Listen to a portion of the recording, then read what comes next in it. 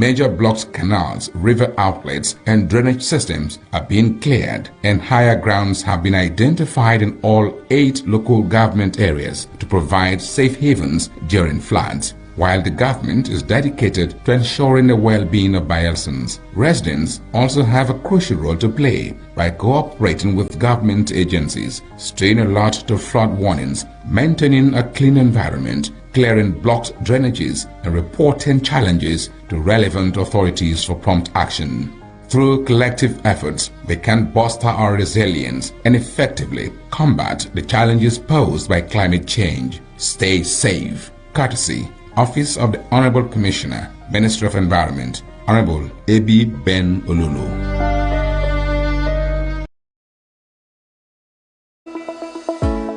Every ripple starts with a single drop. In Bayelsa, that drop is the Education Development Trust Fund Board (EDTF). From the moment a child sits down to a nutritious meal to the day a scientist steps into a brand new laboratory, EDTF is there, turning challenges into opportunities. 5,000 meals served daily in our model boarding secondary schools. Biological sciences laboratory equipment delivered to Niger Delta University. 1,000 teachers and school leaders trained with the British Council. Special education teachers graduating from Ignatius Ajuru University under EDTF. Scholarship research grants fueling innovation in our state-owned tertiary institutions. TVET, science labs, water facilities, culinary kitchens, and clinical labs springing up across Bayelsa. Vocational scaffolding trainings and a computer-based testing center at UAT Tororua. These are not just projects, they are ripples that spread across classrooms, communities, and the entire state. But a ripple grows stronger when more hands join the water. So whether you're an organization, or a corporate partner, or an individual who believes in education, you can be part of this ripple. Support EDTF and help us expand Ripple. Donate, partner, or volunteer today. Together, let's transform our educational landscape. EDTF, building futures and putting smiles on faces.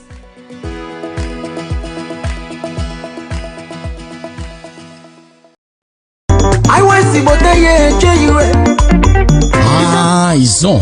Yes, so Ijaw Youth Council Worldwide (IYC) Resurgence Mission 2026 don't come o. Now tested leader, a seasoned administrator, and strong voice for Ijaw Nation. Barrister Ayibakure Igbeta, PhD, former legal advisor of the Ijaw Youth Council Worldwide, former SA Media and Publicity to MD CEO of NDDC, former SA on Youth Affairs to Deputy Governor of Bayelsa State, and Naimi currently Secretary General Bayelsa State Center for Youth Development. In vision, they very clear: unity for the council and protection of Ijaw people rights for all Niger Delta. The support for Tantisa Security Initiative and make government put better money for Niger Delta agencies, plus opportunity for all Ijaw youths for inside job matter and development. Yes, so time is for us to select the correct secretary. We go pilot the affairs of the Ijaw Youth Council Worldwide (IYC) 2026. Oh yeah, make we quick vote Barrister Ayibakure Igbeta, PhD, for Secretary General Ijaw Youth Council Worldwide. Vote wisely. Ado Alua Onua.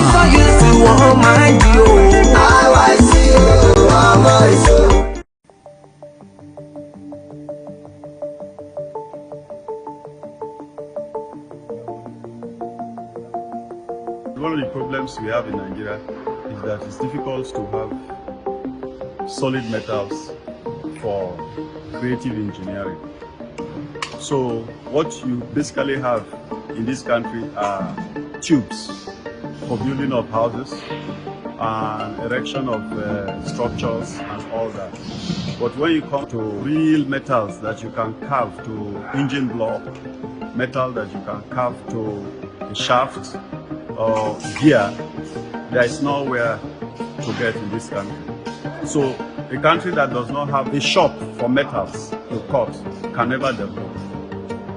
If we had shops where you can go and buy all kinds of grades of metals, it would be easier for the young to get the metals and come to a place like us, and then we will carve it for them, cut, bend, and then do all that. This country will develop.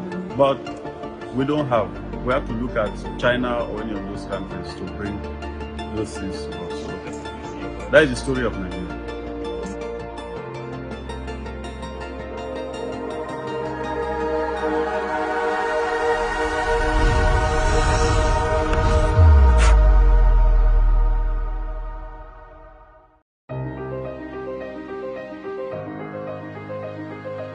Z-Team for high-tech precision engineering.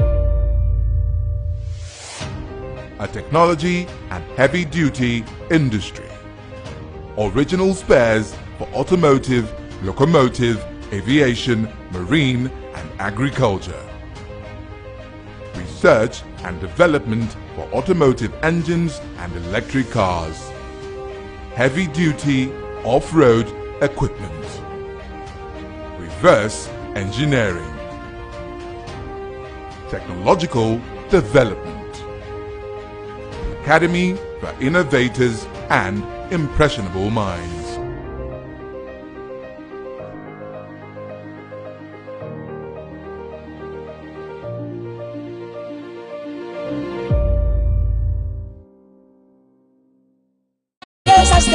Home of peace, we are for the peace.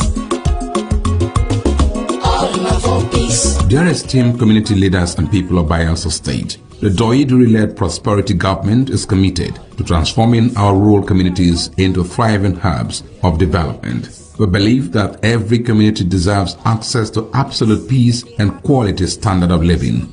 To actualize this vision, we need your support and partnership. Join forces with us to improve rural infrastructure, enhance quality education, boost healthcare, and foster economic growth. Together, we can create opportunities for youth empowerment and employment, promote cultural heritage, and ensure food security and strengthen community social services.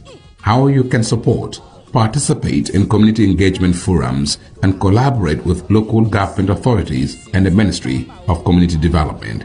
Come, let's build a prosperous Bayelsa together. Let there be peace, all for peace. Courtesy, Honorable Alfred Belamonte Watson, Honorable Commissioner, Ministry of Community Development. The impacts of climate change are upon us, necessitating adaptation and resilient building. In Bayelsa State, the recent annual rainy season has brought severe consequences, including excessive flash floods and river flooding, causing untold hardship for residents. However, under the leadership of His Excellency, Senator Doyiduri, the prosperity government has taken proactive measures to mitigate these effects. The establishment of the Directorate of Floods and Erosion Control, along with the strengthening of other related agencies such as the Bayelsa State Emergency Management Agency, demonstrates a commitment to reducing the impact of floods. To further enhance resilience, major blocked canals, river outlets, and drainage systems are being cleared, and higher grounds have been identified in all 8 local government areas to provide safe havens during floods. While the government is dedicated to ensuring the well-being of Bayelsans, residents also have a crucial role to play by cooperating with government agencies, staying alert to flood warnings, maintaining a clean environment, clearing blocked drainages, and reporting challenges to relevant authorities for prompt action. Through collective efforts, we can bolster our resilience and effectively combat the challenges posed by climate change. Stay safe. Courtesy, Office of the Honorable Commissioner, Ministry of Environment, Honorable A.B. Ben Olulu.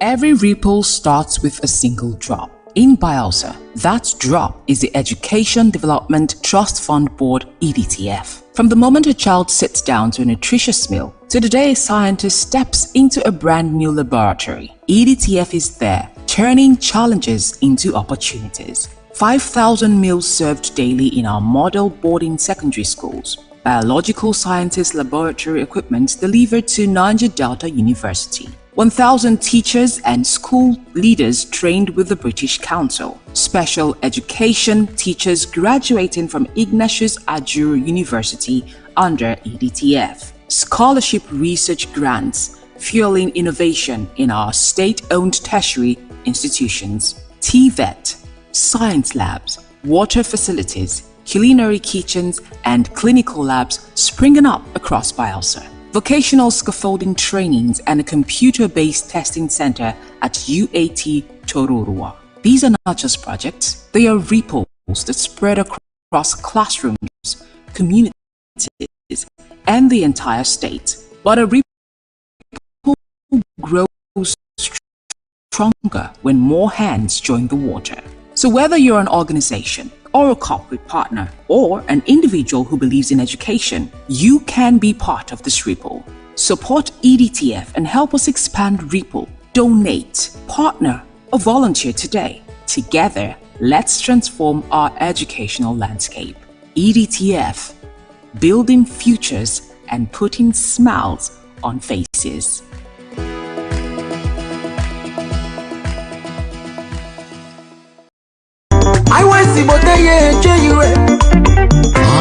It's on.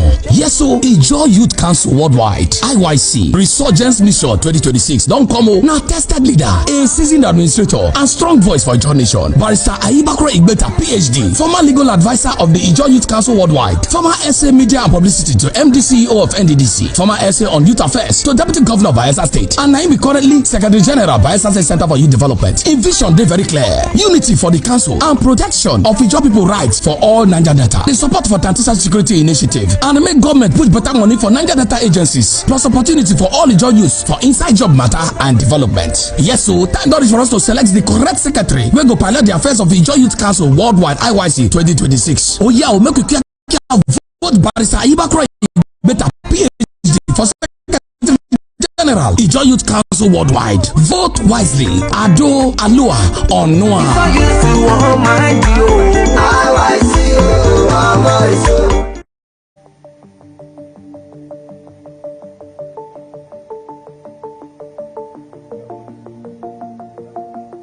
One of the problems we have in Nigeria is that it's difficult to have solid metals for creative engineering. So what you basically have in this country are tubes for building of houses and erection of structures and all that. But when you come to real metals that you can carve to engine block, metal that you can carve to a shaft or gear, there is nowhere to get in this country. So a country that does not have a shop for metals to cut can never develop. If we had shops where you can go and buy all kinds of grades of metals, it would be easier for the young to get the metals and come to a place like us. Then we will carve it for them, cut.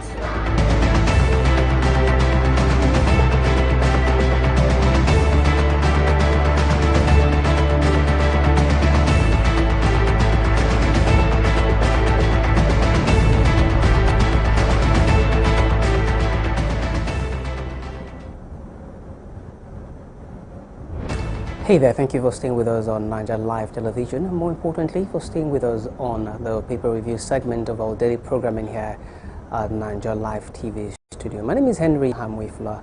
A jolly good morning to you, even though I'm not quite certain how jolly we really are with the stories we're seeing on the papers this morning, stories we've been seeing from yesterday up until this morning, stories around insecurity. These are not very beautiful stories, but we'll start off the paper review this morning with the Punch paper, and the Punch paper are rather linked with politics, and it's off 2027 election. It's around Tinubu and APC bigwig speaking from the Governance Advisory Council backs Hamzat, that's the Deputy Governor of Lagos State for governor. Alrighty, that particular story has riders. It says APC will reclaim Bauchi. That's the party vow, and it also there's a story from Falake which says that coalitions are not a threat to Tinubu. That's Falake saying that. He did that when he picked it from yesterday for Mr. President, 100 million naira from Badway. And away from that, presidency counters Northwest neglect claims lists ongoing project is a story that makes for a good read on page 26. Page 26 read there. On page 31, there's a story that also is of interest. It's around the House of Representatives approving Tinubu's $516 billion loan for Sokoto-Badagry Highway. Yet another loan, one would say. But yeah, That's a story that the Punch is reporting this morning. You might find that an interesting read, and get a copy of the Punch paper to get details into the story. Another story is around xenophobic protests that's escalating in South Africa with locals targeting school children. Recall that sometime yesterday, the South African President Cyril Ramaphosa had also come out to tell South Africans to remember the role that other African countries did play, during the apartheid and all of those, and that they should slow down, in fact, and embrace other Africans, South Africans, many South Africans. I mean, not the entirety of all South Africans, but certain groups and many South Africans are not having, the impact that foreigners, the reported impact of foreigners, especially African foreigners in their country. And so, they're protesting and they really also are attacking some of these migrants. Well, a story that might also interest you is on page 5 of the paper. It's around NEMA evacuating 12 children, 10 infants, 159 others from Libya. Libya is also a country that's been restive, yeah, but it's a good thing that we're seeing an evacuation of people, and particularly 12 children and 10 infants being evacuated. A good move right there. Well, on the US-Iran war, NNPC hikes oil prices by $7 per barrel. That's a story you also get on page 47 of the Punch paper this morning. Real quick, away from the Punch paper, we'll check out another paper this morning, and let's check out what the Vanguard paper has for us this morning. At least with politics, says that 2027 ADC PRP blow hot. The writers to that story has ADC writing to the CJN saying, we stand at a grave risk of exclusion. And this is as they tell the CJN, and to impress on the Supreme Court the need for the case to be heard, the case they have at the Supreme Court to be heard. This case needs to be heard at best in 3 days' time. This is so that the ADC is not excluded from the whole politicking come 2027. Well, there's also PRP that's on that particular rider with the talk around their restraint not being weakness, and they are telling well, whoever cares to listen right now, their restraint should not be mistaken for weakness. That's PRP. One would wonder exactly why we're having these bickerings also in the PRP. Just as ADC has such bickerings, the Labour Party has such bickerings, the NNPP has such bickerings. One would also wonder why it's, well, maybe only the APC that's not having these bickerings, and the talks around, accusations that the APC and the current leadership are the ones causing these bickerings, and this crisis in all these political parties would again gain momentum with all of these talks. Well, away from that, let's check out some other story on the Vanguard paper this morning, and there is a story around UAE quitting OPEC May 1. They say they are going to quit OPEC May 1, and not just OPEC, now OPEC Plus as well. They also raise concern over market stability. On page 40 has details of the story. UAE that had joined sometime in 1970s, right? If I got that correct. They're deciding to quit. They won't be the first anyways to quit OPEC over some of these concerns. Angola had at some point also quit. Angola, yeah. On page 14 we'll get you that story. On page 7 there is a story around family recounting a horrific killing of Abuja core member demanding justice. Yet another extrajudicial killing of a Nigerian, and not just any Nigerian this time, a core member, extrajudicial killing of a core member. This is reportedly done by members of the military, although there have been clarifications that are ongoing in regards to that story. You want to check out that story on page 7. You also will get clarifications on the military side of it, but well, the way they take the story, it's the family recounting the horrific killing of that Abuja core member. That's not a way to go down, not a way to go down at all. And away from that, real quick, I'll check out what the Daily Trust paper is reporting. It's around the ADC, and ADC battling time and demanding verdict, and also suspected killer cop arrested to face disciplinary panel. It's just how it's still being a safe on the safe side, with the Daily Trust saying suspected killer cop. This is a cop that was caught on camera in full public gear executing a dispatch rider who is a suspect. Oh, the PPRO of Delta State Police Command has clarified and also said that this killer cop has been arrested and is to face this disciplinary panel already on his way to Abuja as of today. Yeah. Well, away from that, on page 5, there's also another read there that would maybe leave you sad as well. That's bandits raiding Zamfara community, even as residents flee. EFCC chairman is also making it to the Daily Trust paper this morning with his talk around 6 in 10 university students being Yahoo. And that's like internet fraudster, just so you know. And so he says 6 out of 10 university students are into Yahoo. And that includes perhaps even girls now, right? The guys, women, men. I mean, that's the import of his statement. He says 6 in every 10 university students are into fraudster. What statistics, what research is he relying on to make such claims? Well, you want to find out details of this statement on page 5, right, of the Daily Trust paper this morning real quick. We check out the Daily Sun paper with NLC crying there on the lead story of the Daily Sun, crying out over workers' worsening condition. It says even if you give 1 million naira to workers, it's not enough with the inflation that we're currently experiencing in the country. Well, it says higher fuel price, unstable naira, and inflation is taking toll on workers. It seeks government interventions, a story that you get on page 6 of the paper.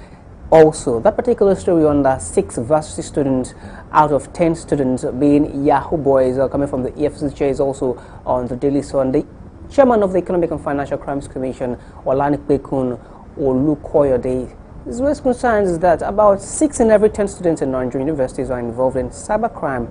He made the remarks at the 8th biennial conference of the Committee of Pro-Chancellors of State-Owned Universities in Nigeria held in Kano, where he described the trend as a disturbing development. He says his research in the last 1 year has shown that about 6 out of 10 students in our universities are into cybercrime, and it is a very disturbing situation. So he noted that findings from EFCC investigations and operations revealed widespread involvement of undergraduates in internet fraud and related offenses. Now, he's not even saying, like I mentioned earlier, 6 out of 10 male students. He says 6 out of 10 varsity students. He also incorporates female students into this mix. Yeah. Close to the masthead of the Daily Sun, court affirms FCCPC powers to probe medical negligence. It's on page 27. Page 27 read right there. And away from that, Reps Deputy Speaker Carlo urges the law school to dismiss petition seeking withdrawal of his certificate. Page 6, find out why that is. Alleged $65,000 fraud. I don't have personal contact with contractor, says Senator Kingibe. And McCord Party disowns Ibadan coalition, insists on fielding presidential candidate. And on page 6, 2027, our contest win, says Tinubu, as it picks APC forms by proxy. Anyways, he did pick the APC form by proxy. Alrighty, the blueprint paper. COVID-19, Senate charges NCDC on surveillance, testing, and contact tracing, yeah? And on the 2026 Hajj inaugural flight also is on the paper. It says the Hajj inaugural flight for 2026 is to take over on May 3 in Abuja. That's coming from Nakan. And the Middle East war also makes it to the blueprint paper. World Bank says there that Middle East war is to spark biggest energy price surge in 4 years. That's coming from the World Bank. It says also the writers there, slow growth for developing economies imminent, and there's also the shock as the UAE intends to exceed OPEC Friday. That story you get on page 20 of the paper this morning. Kogi warns against treating malaria. This is a story that I like to think is of interest also on the Blueprint paper this morning. Righty, on the Blueprint paper you also have that particular story right there. Let's real quick leave the Blueprint paper and check out what the Daily Independent is reporting. It says that experts point structural rot, graft in power sector collapse. NNPC reports 5-year high 1.71 million barrels per day oil output. In 5 years, this is the highest we've seen, 1.71 billion barrels per day oil output. On page 7 of the Daily Independent, you get that read.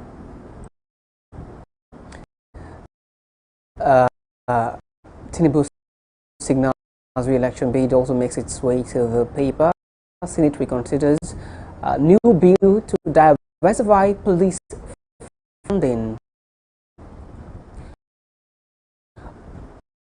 Obafemi Awolowo University orders 3-week mid-semester break amid students' protests. You find out why that is and what the protests are about when you get a copy of the Daily Independent. And yeah, another story that's of interest there is around the ADC writing CJN and also a court affirming FCCPC powers to investigate medical negligence right there. On the story around the ADC writing CJN seeking urgent ruling on party leadership torso, the writer there says they are warning also that delay threatens parties' participation in 2027 election, as mentioned earlier. The ADC I mentioned has written to the Chief Justice of Nigeria, Justice Kudirat Kekere, asking the Supreme Court to urgently deliver judgment in a pending appeal involving the party's leadership crisis, and that is contained in a letter that was sent to the CJN, right? Away from that, to the Guardian. Opacity, weak audit trail, federal government spending amid abuse of Fiscal Responsibility Act. That's the story that you get on page 6. Court orders MTN Airtel to resume airtime lending services. It's also a story that you get on page 3. Recall that MTN had sometime 2 weeks ago mentioned that it would not be able to continue with these loan services it would usually offer to customers. But there is a court now that's ordering not just MTN now, Airtel that had also followed suit to stop that, to resume airtime lending services. I wonder what the court would hinge this directive on. But hey, you find details of that story on page 3 of the paper. Federal government moves against malnutrition, OK's 2026 and 2025 nutrition policy. 2027, GAC adopts Hamzat as consensus candidate. SANU to shut down varsities over stored negotiation on Friday. A lot of things that are coming on a Friday. Yeah. EFCC probes VCs over inflated contracts, students' fees diversion. On page 4, you get that story. This morning, terrorists threaten to execute 176 Kwara abductees. A sad one there. Rivers, stakeholders bemoan lull in governance, multiple stalled projects is also contained on the Guardian paper this Wednesday morning. The New Telegraph paper has pretty much the same stories. The Nigerian Tribune also has pretty much the same stories, and there's also something pretty interesting there on the Nigerian Tribune around health. It says e-cigarette emits toxic metals, raising new health concerns. A study says that on the Nigerian Tribune paper this morning. The leadership gives a revelation into how APC stopped governors from buying up nomination forms, and also this is as National Assembly members are jittery as governors take charge in states, and Tinubu picks some, of course. That's a story you get on the leadership paper this morning.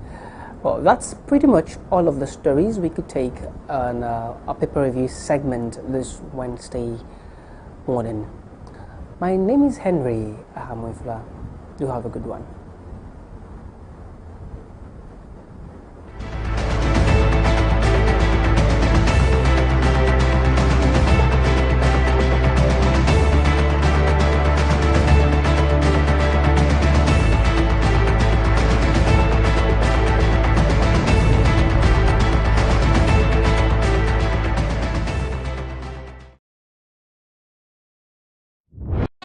State to home of peace, yo. We are for the peace. All for peace. Dear esteemed community leaders and people of Bayelsa State, the Doiduri-led prosperity government is committed to transforming our rural communities into thriving hubs of development. We believe that every community deserves access to absolute peace and quality standard of living. To actualize this vision, we need your support and partnership. Join forces with us to improve rural infrastructure, enhance quality education, boost healthcare, and foster economic growth. Together, we can create opportunities for youth empowerment and employment, promote cultural heritage, and ensure food security and strengthen community social services. How you can support: participate in community engagement forums and collaborate with local government authorities and the Ministry of Community Development. Come, let's build a prosperous Bayelsa together. Let there be peace, all for peace. Courtesy, Honorable Alfred Belamonte Watson, Honorable Commissioner, Ministry of Community Development. The impacts of climate change are upon us, necessitating adaptation and resilient building. In Bayelsa State, the recent annual rainy season has brought severe consequences, including excessive flash floods and river flooding, causing untold hardship for residents. However, under the leadership of His Excellency Senator Doiduri, the prosperity government has taken proactive measures to mitigate these effects. The establishment of the Directorate of Floods and Erosion Control, along with the strengthening of other related agencies such as the Bayelsa State Emergency Management Agency, demonstrates a commitment to reducing the impact of floods. To further enhance resilience, major blocked canals, river outlets, and drainage systems are being cleared, and higher grounds have been identified in all 8 local government areas to provide safe havens during floods. While the government is dedicated to ensuring the well-being of Bayelsans, residents also have a crucial role to play by cooperating with government agencies, staying alert to flood warnings, maintaining a clean environment, clearing blocked drainages, and reporting challenges to relevant authorities for prompt action. Through collective efforts, we can bolster our resilience and effectively combat the challenges posed by climate change. Stay safe. Courtesy, Office of the Honorable Commissioner, Ministry of Environment, Honorable A.B. Ben Olulu.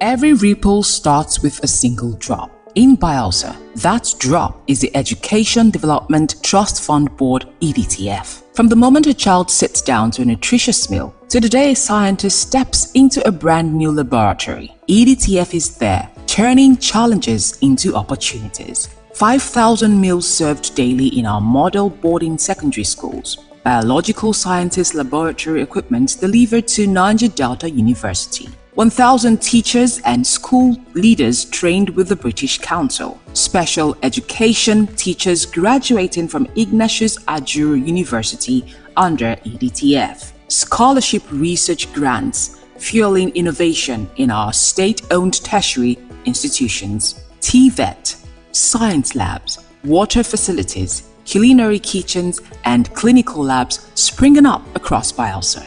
vocational scaffolding trainings, and a computer-based testing center at UAT Tororua. These are not just projects, they are ripples that spread across classrooms, communities, and the entire state. But a ripple grows stronger when more hands join the water. So whether you're an organization, or a corporate partner, or an individual who believes in education, you can be part of this ripple. Support EDTF and help us expand Ripple. Donate, partner, or volunteer today. Together, let's transform our educational landscape. EDTF, building futures and putting smiles on faces.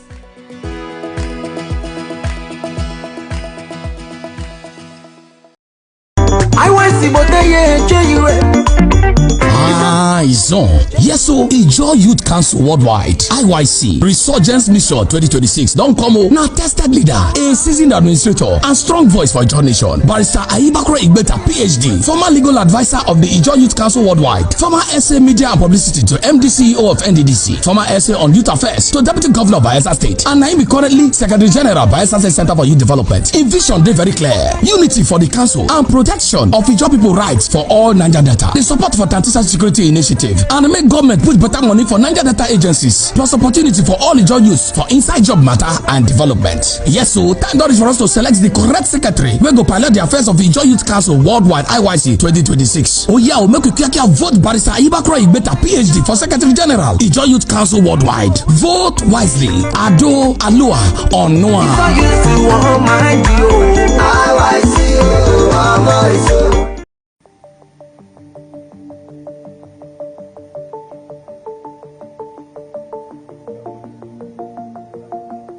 One of the problems we have in Nigeria is that it's difficult to have solid metals for creative engineering.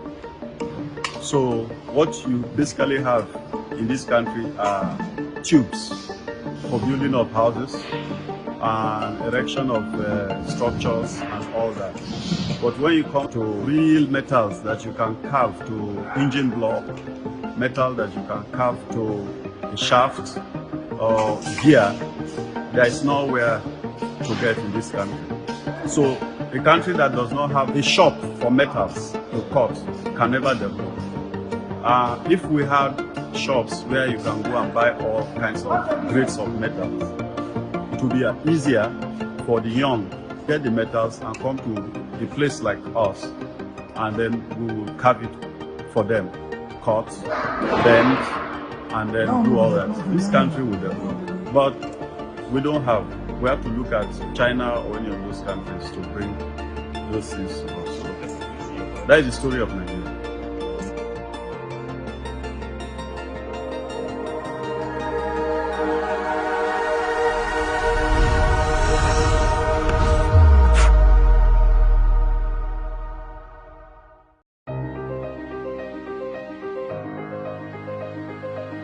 Z10 for high-tech precision engineering. A technology and heavy-duty industry. Original spares for automotive, locomotive, aviation, marine and agriculture. Research and development for automotive engines and electric cars. Heavy-duty off-road equipment. Reverse engineering. Technological development. Academy for innovators and impressionable minds.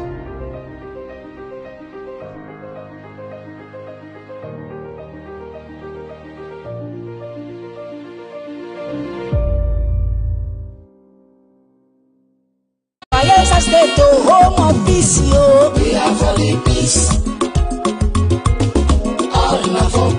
Dear esteemed community leaders and people of Bayelsa State,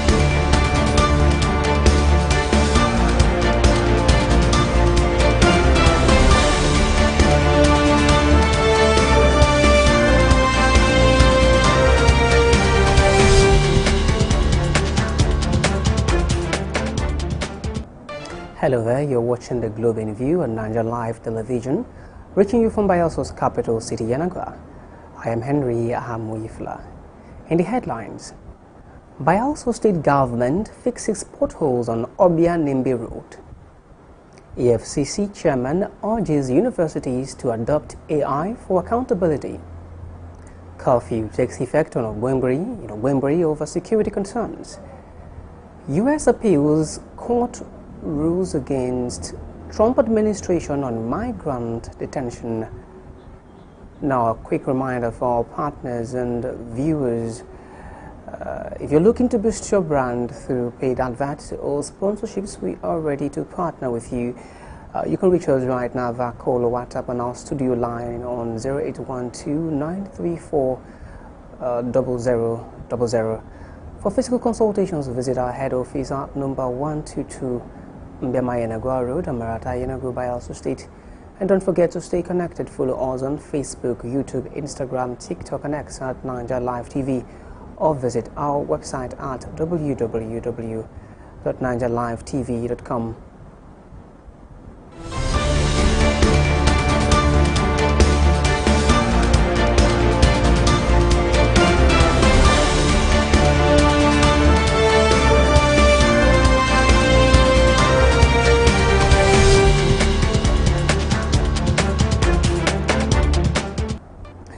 Welcome back from that break, and now the news in detail.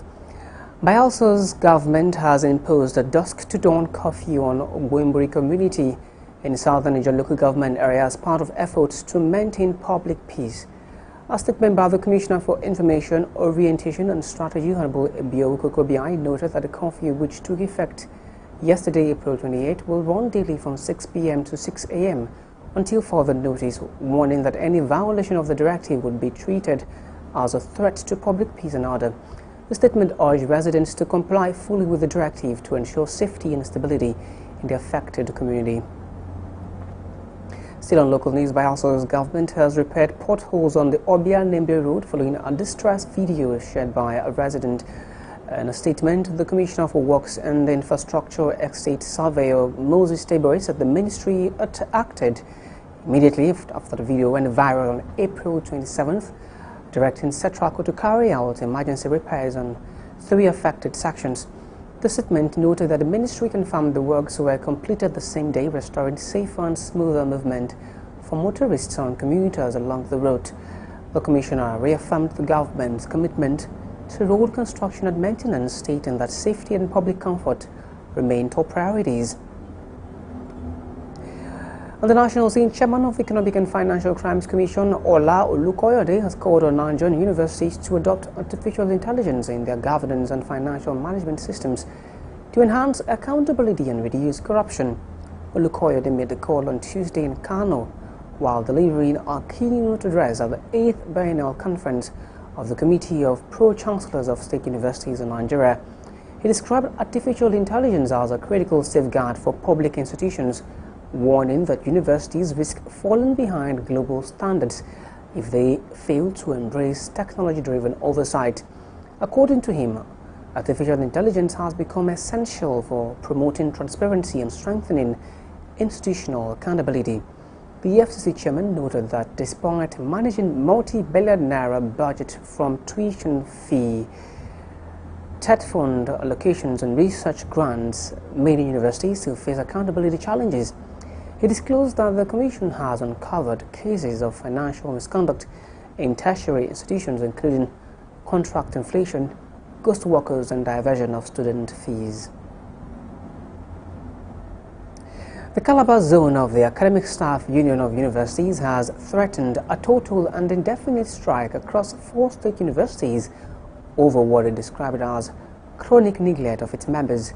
A joint statement by the zonal chairman Ikechukwu Igwenyi, National Officer Dr. Happiness Oduk, and its branch chairman issued the warning after Congress held at the University of Cross River State, saying the union could no longer guarantee industrial harmony if the situation persists.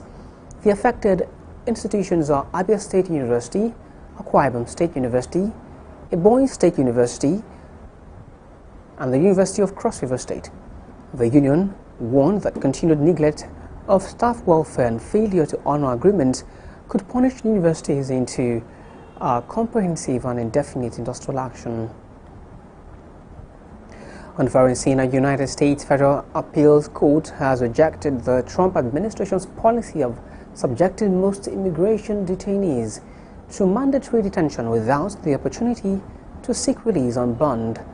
In a unanimous 3-2-0 ruling on Tuesday, a panel of the U.S. Court of Appeals for the Second Circuit held that the administration relied on an incorrect interpretation of a long-standing immigration law to justify the policy. Delivering the judgment, Circuit Judge Joseph Bianco said the government's position could have far-reaching consequences, including overcrowding in detention facilities, family separations, and disruption of communities. The administration had argued that the policy was lawful under the Illegal Immigration Reform and Immigrant Responsibility Act of 1996. Away from that, Lebanon's prime minister has accused Israel of committing a war crime following airstrikes that killed 5 people, including 3 civil defense emergency workers in southern Lebanon. According to Lebanese Ministry of Health, 2 successive strikes on a building in the town of Majdal Zone on Tuesday resulted in the deaths. In a statement, Prime Minister Nawaf Salam described the targeting of civil defense personnel as a grave violation of international humanitarian law, stating that the workers were killed while carrying out their humanitarian duties. He said the government would pursue the matter in international forums and intensify efforts to pressure Israel to halt what he described as continued violations of the ceasefire agreement. Now that concludes the news on Naija Live TV, but before we go, let's remind you that Naija Live TV is open for business. You can reach us at our head office at number 122 Amarata Yanagwa Road, or you can also reach out on Facebook, on TikTok, on X at Naija Live TV. I'm Henry Ahamwefula. Thank you for watching.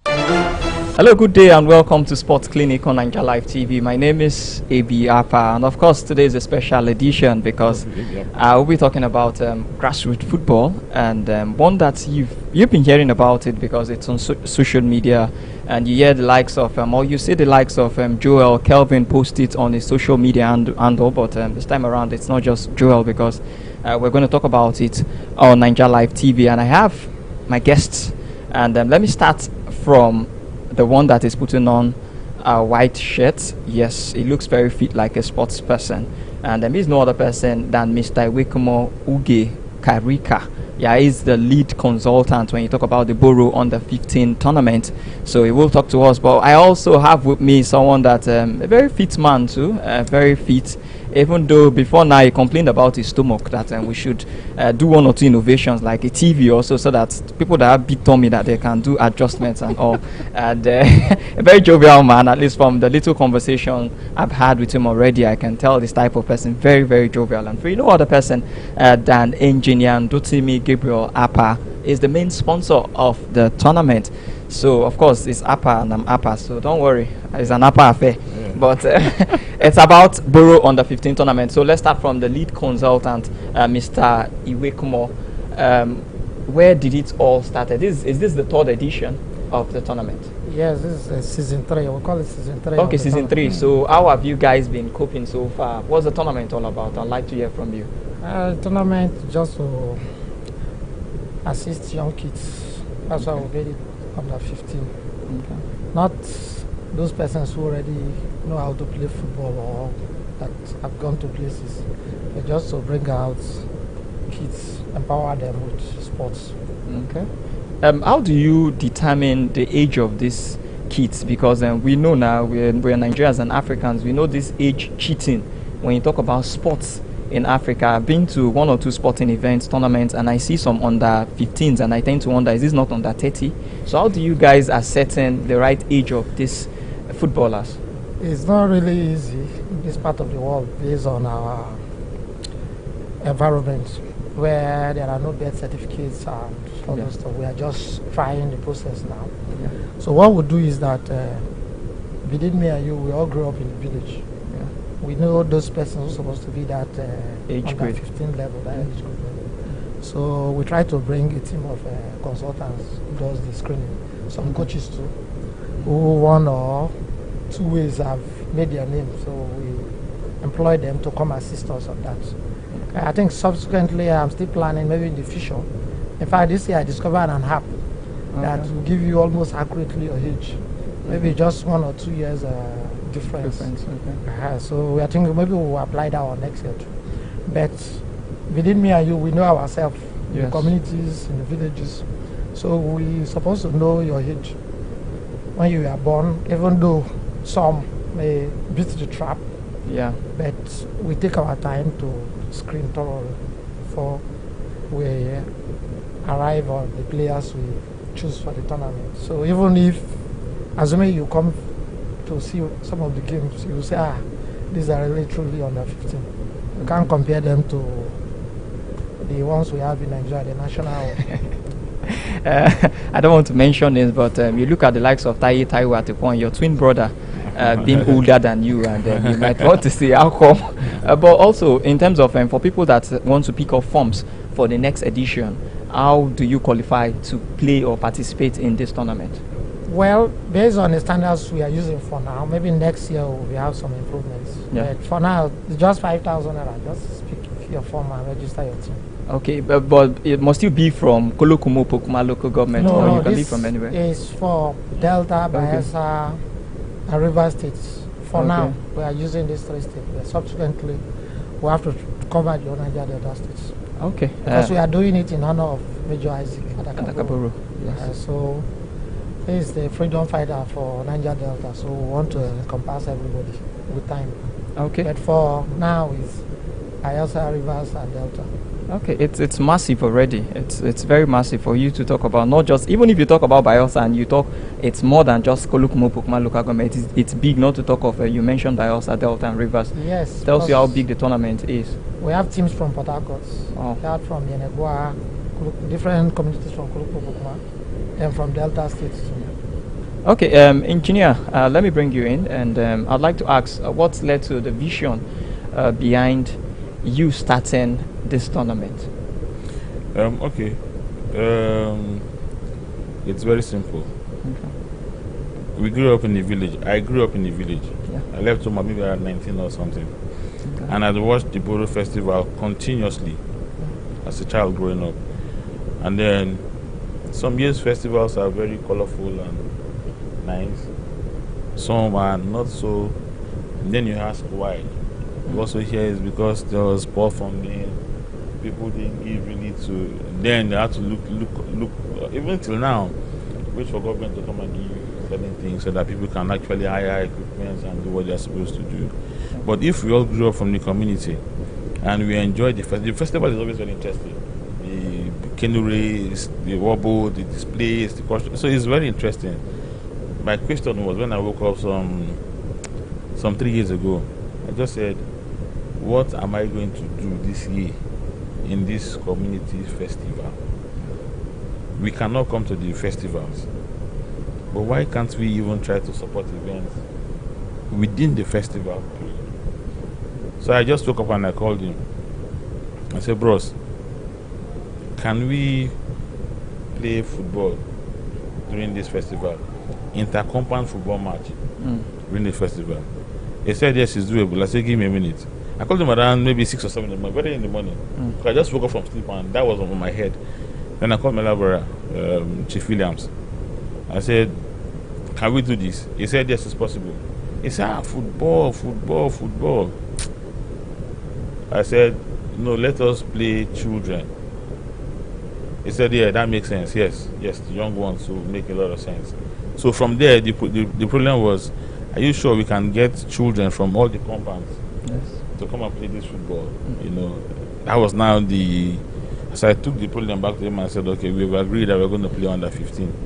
So I asked him that morning that just give me an idea of the cost of this tournament. And then he sent me some numbers. I said, okay, no worry, let us try it. And then I asked him to do the budget in beats so we can take them in beats. And when we did the first part, I just drove home one day to come and see the football, and I saw the entire place packed with people. I just said, no way, this one cannot stop again. No way, it cannot stop. And the beautiful thing was, I was standing amongst people. Yeah. Nobody knows me. Wow. You know, so I was just trying to enjoy.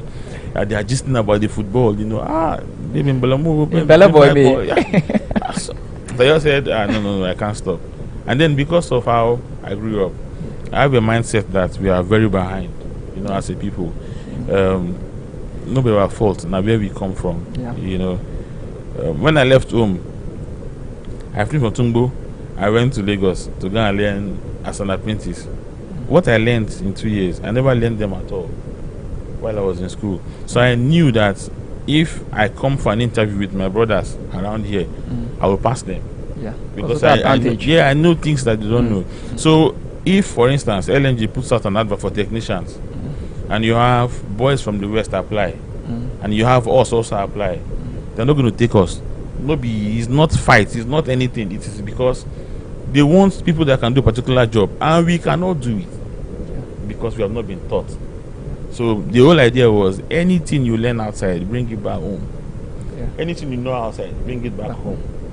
So I have this mindset of train people for export, so that when they go out, money will come back home. Since we don't have the industries here, but the people can at least go out and bring back harvest home, then we can begin to change things around. So that drive, coupled with the fact that I was always enjoying the Borozoro Festival, and I think it's time we also come as part of our community, made us to do what we are doing now. And now it's season 3, and it's now a bit scary because the way it's growing, even me too. You didn't see that? You don't come up from my house. You know, it's now becoming very, very big. You were asking him about selection. Yes. We've had a lot of argument about. I will say, please, I want them to bring birth certificates, age declaration. He will tell me, bro, calm down. We know where we are coming from. Even to pay 5K for the teams for form is a problem. Yeah. So how do you think they can go? And I will pressure, but this year's selection was far better. What I wanted was children playing not for the money. Yeah, for the fun. Just enjoying themselves. Yeah. So people can now see them and say, I know this guy is good. I now pull that one person out.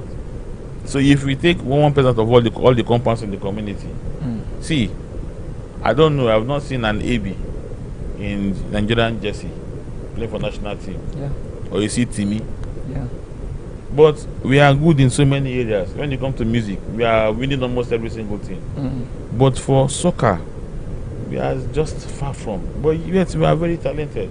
So let us try what we can do and see if we can begin to export persons. Because if we do what we're doing and do it right, over time, without struggle, we're going to get young kids who have played through the ranks, 15, 17, 19, like that. And and if they are playing abroad, and we have also grown in the system, there is no way we cannot ask that these guys be tried.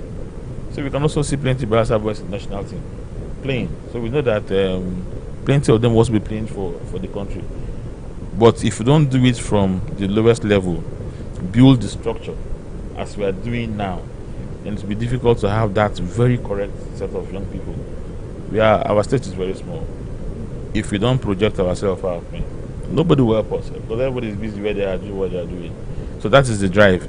Come and do grassroots football.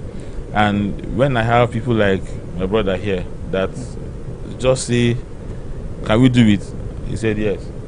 We're already firing. I will bring in my part of saying, no, this one has to be this way. But they decide what happens in the games, and it's been awesome. I'm very happy. I'm very pleased with what we're doing. Okay. So we don't count anything again. We just come into the games and play the game until the 8 weeks. We are done. And then we are out. Then we go back, plan again for the next tournament.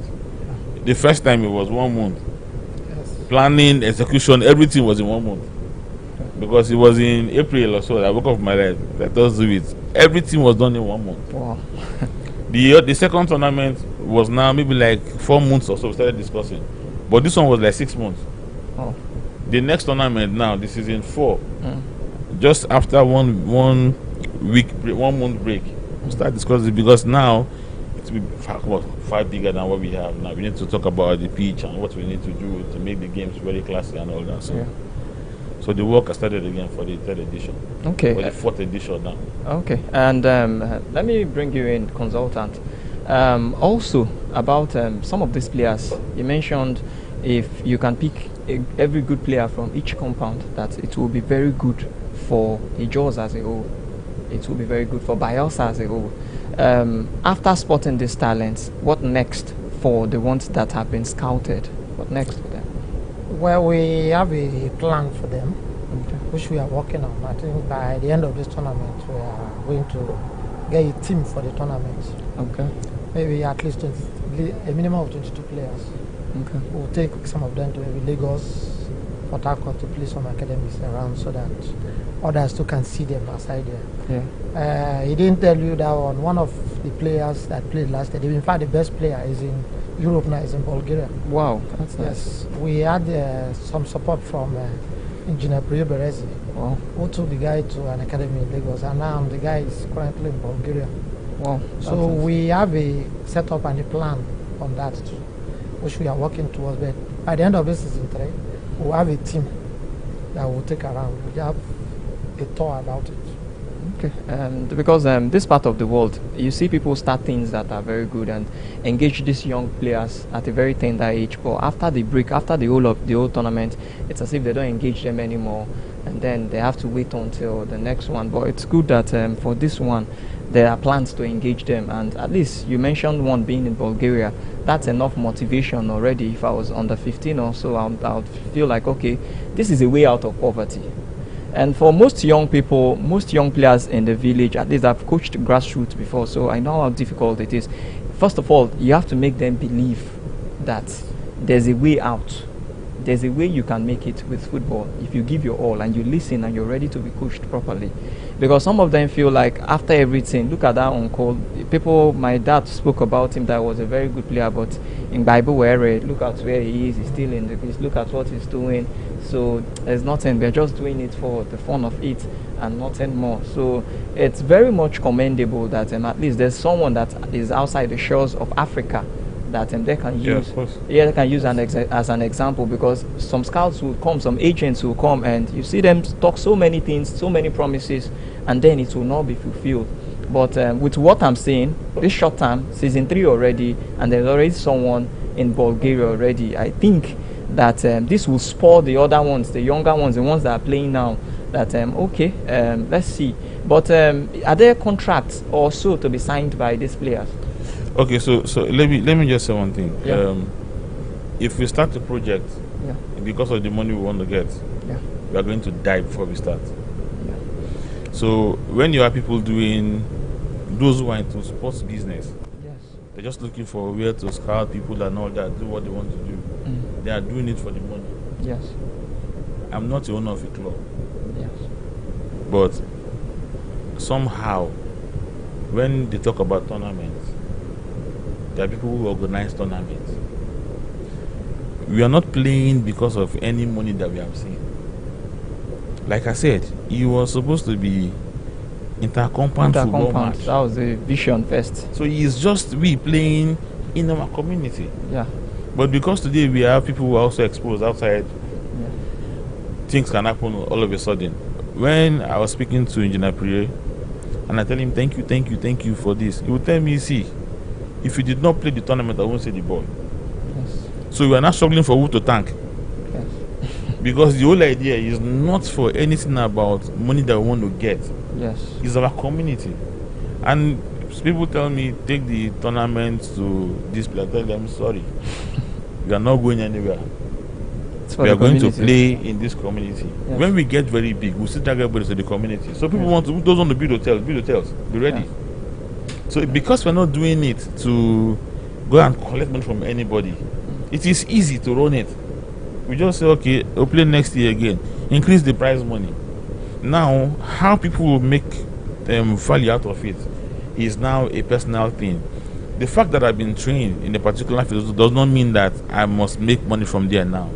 money is a gradual thing. You need to actually have value. Once you are very valuable, people will pay you for that service that you render. So the players will play. We will see the guys that are very good. We will create stuff for them to compete with. It is not so difficult. So take them to tournaments that are playing around the country. Keep them in the space for like a month or 2 months or 3 months. It's not a big deal. Yes. You can do that. They will play. Some persons will go high. Others will have to go to school. Yeah. Others will have to go to school because you are playing football and you are also good in graphic design. You can do web development. It gives you an opportunity to just be open for every single thing that's possible. So you're not going to cry that say, football did not work. What everybody wants is money. Yes. So if you can't play the ball to that level, of course, you cannot have 11 teams in a particular 11 players in a particular team playing at the time. Yeah. So if you can't play to that level, but you are still able to leave the community and become somebody very valuable and tangible and begin to earn and send money back home, then we are also very happy. So it's not just that everybody playing will play. No, you'll be taken from that place that doesn't allow you to dream so much. Not because you cannot dream, but even if you dream to be a welder, for instance, and there's no welder in your community, what would you look up to become the welder? But if you go to a town where there are plenty of welders, just by sitting around in the morning, you can be helping them to give them, give me my welding tongue, give me electrode, and before they say, help me hold this part, and they're really getting involved. Once you get involved in every skill, and you can now go and learn a little bit. Yeah. Once you get to that point, you realize that you begin to grow. The growth will now become inevitable. So is play football, learn those many other things. So try all together, so that you don't sit back and say, no, you must be a good guy, a great guy, whether football or not. Footballers pay plenty of money these days. Some not even playing football again. Yeah. Some are media guys. They just like pay because they pay them so much money for just showing up. Yeah. Some just show up and just speak 1 or 2 minutes and then clap your hands and they are going. So yeah, endorsement deals. And there has to be a lot that we can get out of. The boy playing in Bulgaria, when I saw his videos from the games in Lagos, and I saw the self-carriage, I just be smiling because he has left a place where it seems like okay, nothing is happening, where everybody has style. So you seem that he's now in the flair of the game. Yeah. You know, so he has that control and all that. People will come to help when they see what is working, not because there is any other ulterior motive. There is none.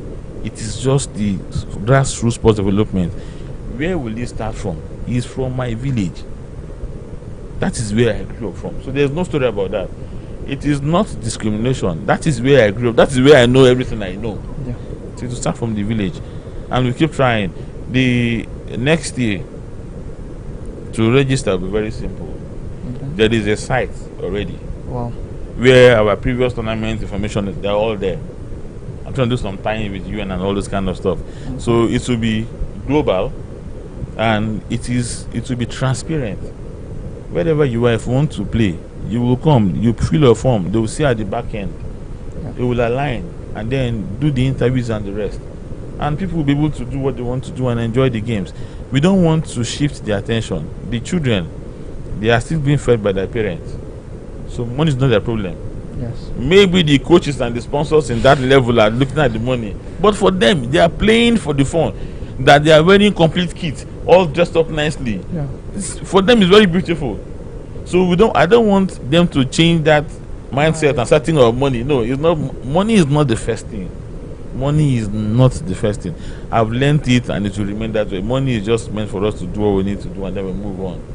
If we all think the correct way, and also because where you're coming from, if you live in a place of lack, once you see small, everybody wants to fight for that thing to take it. Yes. Somebody explained and said, even when we were growing up, the table for eating was a battlefield. So just picture yourself. You are 7 in the house. Everybody seated around the one big bowl with one small fish and then eba. That is everything available. So the amount of eba you can take to fill put in your tummy is what is your own. So when people live like that and they now get into different spaces, government and the rest, that urban mindset is still there. So when you see something that's supposed to be for everybody, because it's from a place of lack, everybody's thinking, let me take my own first. Not thinking of the community. That's where the trouble is. I always give them, I say, see, they started fencing houses so we can't see our neighbors. So we raise kids that are just by themselves. No next door neighbor, they don't know. Some of them cannot even cross road because they don't play in the streets. From there, they went into fencing, and when you do that fencing, you fence out the poor people's children. Yeah. They now went into fencing the gates of the streets. So the people, they should never enter the street again. What now happens? Crime will increase. They'll be on the road. Yes. So after you fence them out, they'll meet you at the road. That's true. So if we all begin to do what we need to do, let's look after each person's son, child, daughter. If you do all that with these games, trust me, before long, things will begin to turn back the way it is. Even if nowhere, let it be that in our community, in Kayama, the story is different. Let it be that our own place now, the story is different. People now see things differently, and we can work together to make a lot of things work. I think it's a lot more better than trying to still live around where you are struggling to take everything that belongs to everybody, and then everybody, when you pass, people start grumbling. Nah, that cannot be what we want to do. So we do all these things to tie all together. Tie all together. Okay, and you've heard it all. At least to tell you that the number one purpose for the Borough on the 15 tournament, it's not all about what we can gain, that is the money. Heard it from the sponsor. The motive behind it is all about fun. And why you choose on the 15 boys is because still very young boys growing up, so it's not about how much I can make from this tournament. It's all about let's go there, have fun. I can relate to him because I know how at least footballers, the young ones, they are very happy just by the kids only coming out to play, that passion and everything, that pride to play for. So I believe, like you mentioned, that's the number one motive. That's the motive why, not anything like number one. That's the only factor why this tournament is going on, and maybe the next edition would even be better. I've spoken about a website where you don't have to come down to start doing all the registration. You can just, from where you are, just log into a website and then you do what you're being asked to do, and then you register and partake in it. But it's not leaving Kayama. So if you think maybe you're in London seeing this and you think maybe it will be played in London or Lagos or Port Harcourt or so, you must come down to Kayama. You have to come down to Kayama with your players and partake in the tournament. It's all about celebrating Borough. It's all about celebrating the community. Yes. So that's the priority. The community is the priority. But guys, let's leave that and let's move to Europe. Let's move to Europe and talk about the UEFA Champions League, because tonight we'll see the first semi-final match between Paris Saint-Germain and Bayern Munich at Parc des Princes. For Engineer Gabriel, I understand, before we start recording, I already understand that he's an Arsenal fan. Yeah, but he said when you go to his house that you see more of Liverpool, but Arsenal, he has been an Arsenal fan for a very long time. Before we talk about Bayern Munich and Paris Saint-Germain, sir, let's talk about you. You said you're more of an Arsenal fan, but in your house, how come it's more of decors of Liverpool and not Arsenal that you support? There is a small Arsenal shrine in my house. Okay. So when you go into that small space, you see when the Lacazette were playing. Yes. Was when I went to the UK. Yes. So I went to do some small fake signing. Okay. You know, they'll take you picture. It look like you're signed up for Arsenal for like an hour or something, that kind of stuff. So those files were there, but they started pulling them down. Why I have more Liverpool stuff is, at that time, I play PS a lot. Okay. I play every game that comes.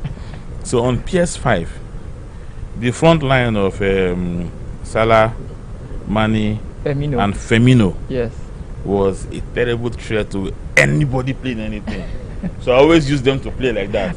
That's a cheat code there. so because of that, Liverpool, but once it's the real game, it's Arsenal. It's not anything. It doesn't matter how the season looks like. Yeah.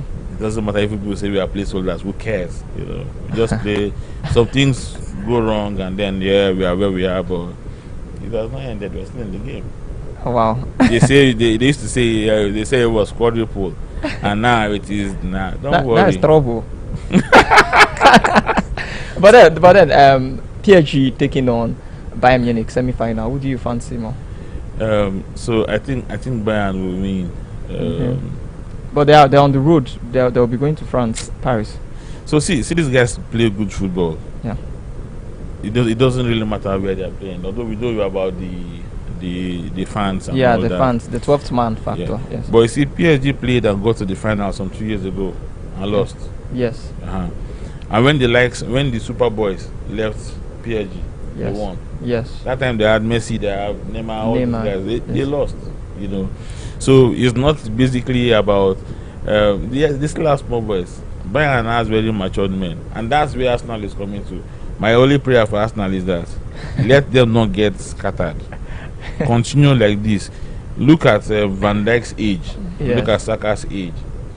Those guys played for a very long time together. So they grew up. Everybody is now Alisson, strong. Van Dijk, Musala, Mane. So they all. So you see the guys. They're not Robertson, children. Arnold. Yes, they're all very strong guys playing football, and they play Yes. together. Yes. You know, so if we can have the likes of Timber, Gabriel, all them grow like that, then they can be that formidable. But if we do small changes here and there, no, they'll still be struggling because they are still very young guys. If you ask me, Saka is a fantastic guy, but still very young. Yes. You know, and then the way they play now, nobody wants to break his leg. Every small thing, you see somebody that's injured and is out of the game, and then he keeps still thinking, oh, A is not playing, B is not playing, and I start playing. And I don't think God does football prayer. Just allow them, let the good side win. You know, so, but I think Bayern, I fancy them to actually win. Okay, let's see after the match if I have to call you. Then the consultants, who are you tipping? I'm tipping PSG. PSG, I love this. Why do you fancy PSG more? They have a bit younger players with flair, Dembele and the likes. Yeah. I think it's a better team. They will win.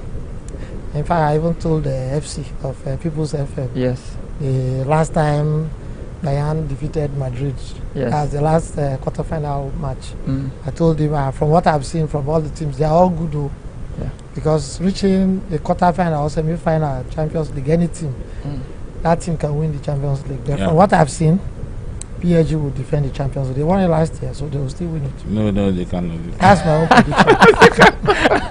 All right, engineer has already told you that no, they cannot. But it will be a very nice watch because I don't know why I feel like the winner of that tie will win the Champions League. I know Joel will not agree. After that, he will even feel like punching me, but he knows that these two teams are better than Arsenal at the moment. But football is not being played on paper. That's the sweet thing about football. On paper, you might fancy this team over Arsenal, but when it comes to the main thing, you see Arsenal might go all the way and still win it. Maybe I'm just being sentimental by saying I fancy PSG or Bayern more, but we'll get to find out tonight, the first semi-final. Then the one for tomorrow would be between Arsenal taking on Atletico Madrid. Now that game is a twist. You know, we have a shining boy in Ademola Lookman. Yes, he's looking the right places. And as a typical Nigerian, we don't have plenty of those guys outside. Yeah. So you just want them to succeed anyhow. So even if they are playing against Arsenal, and Lookman scores 3 goals, and we are hailing him to become African player again, no, it's okay. I won't feel too bad, you know, because I know that. So you know, we love teams not because of the club, the name, because of one or two persons just like in the. I love Messi till tomorrow. It doesn't matter what anybody will say. The way he plays his football, no trouble, just dribbles and all that. The likes of Ronaldinho and the rest. Those are always very fantastic guys. Yeah. You know, they're always smiling in the pitch. Yeah, Neymar and the likes of them. Neymar rolls too much. Can roll from anything, just one small kick, you know. So because of those people, particularly, you now want to just support those clubs and all that. And even if Thierry Henry they've gone, Eto'o they've gone, we still want people who support Chelsea. Most of them have got the drawback time. Yeah. You know, when these guys were in Liverpool with Gerrard, when they do all those magic, come back from 3-0 to 3-3, you know, it just keeps people's mind like that. You know, but when they leave and they are younger guys are not doing it well, you still want to just stay there because you've mentioned maybe more than 21 times that you are an Arsenal fan, and anything you do for that long becomes your habit. Yeah, so you want to just stick to it. To break out becomes a little bit difficult. Joe will eventually one day leave. One day leave. But football is what it is. It's always very beautiful. everybody comes together. There's no fighting. Everybody is focused at that time when they're playing the football. You know, everybody's just together. And in our tournament, we do a live recording. We also streaming every single game. And now the guys are so improved. They put replays back as the game is going on. You know, not just one camera. They have 4 cameras all the time in the pitch. Wow, they have 2 NX5. You don't get that even in the NPFL and NWFL. I don't know about them. I don't it's good to appreciate it, because me, I follow football and sports generally, and for me to hear 4 cameras in a match, and you get to see those kind of replays. We have 4 cameras for the finals. We always have a camera from the top. Wow, seeing the entire pitch continuously. But for the other games, we don't, and that makes it number 5 actually. Wow. So the guys on the deck, there's a video mixer, there are a lot of things. Everybody is on this radio. Oh, change this shot, please put this particular one on. There is VR actually. We don't want trouble. Wow. Yes. Yes. The finals of the second season 2. Yeah. There was a red card against the MVP's team. So there were 10 guys. They were now 6, are we? Yeah, 6. They were 6 playing against the 7 guys. The other opponents are 7. They were 3 goals down. When they checked the VAR and it was red card, no argument because everybody saw it. That game, for the finals and the closing games, we put very big screens in the pitch, so you're also seeing the game here, and you know somehow you enjoy pictures more in the screen. Yes. So even if you're on the pitch, you're looking at the big screen because the cameras are telling you exactly what's going on at the particular time. Yes. You know, so it's that kind of stuff. So it's a full production. When the game is over, they now go back to the particular game, take the scorers, put their names, and just make 1-2 minute video of it, which are going to be putting all of them on the site, so you can actually see from anywhere in the world. Somebody will have an interest in these things. What we've done this year also is proper documentation. Every footballer, every player, we have your passport, we have your full names, we have your guardian or parents' phone number available to us, and then we have a team picture of every single person. All now will be in our brochure, so you can actually say, I want this particular number 17. I will just check and say, oh, this one is from Delta State, so person, and we'll reach out to them. Somebody's looking for you. Nobody is signing any document now. Let the student play. Anybody that finds favor, enjoy the favor and go. If we are going to make money, for me, if it's from a player, then the money is too small. If I want to make money from a player, then the money is too small. Then I'm not seeing very well. I want to make money from somebody telling me, come and organize the World Cup in 2055. Then you know that there will be money. Then you can call your brother and say, hey, where are you? Come and arrange. You do this part. It is we are paying for this service. That way, you can actually get people empowered. And they will. Sure.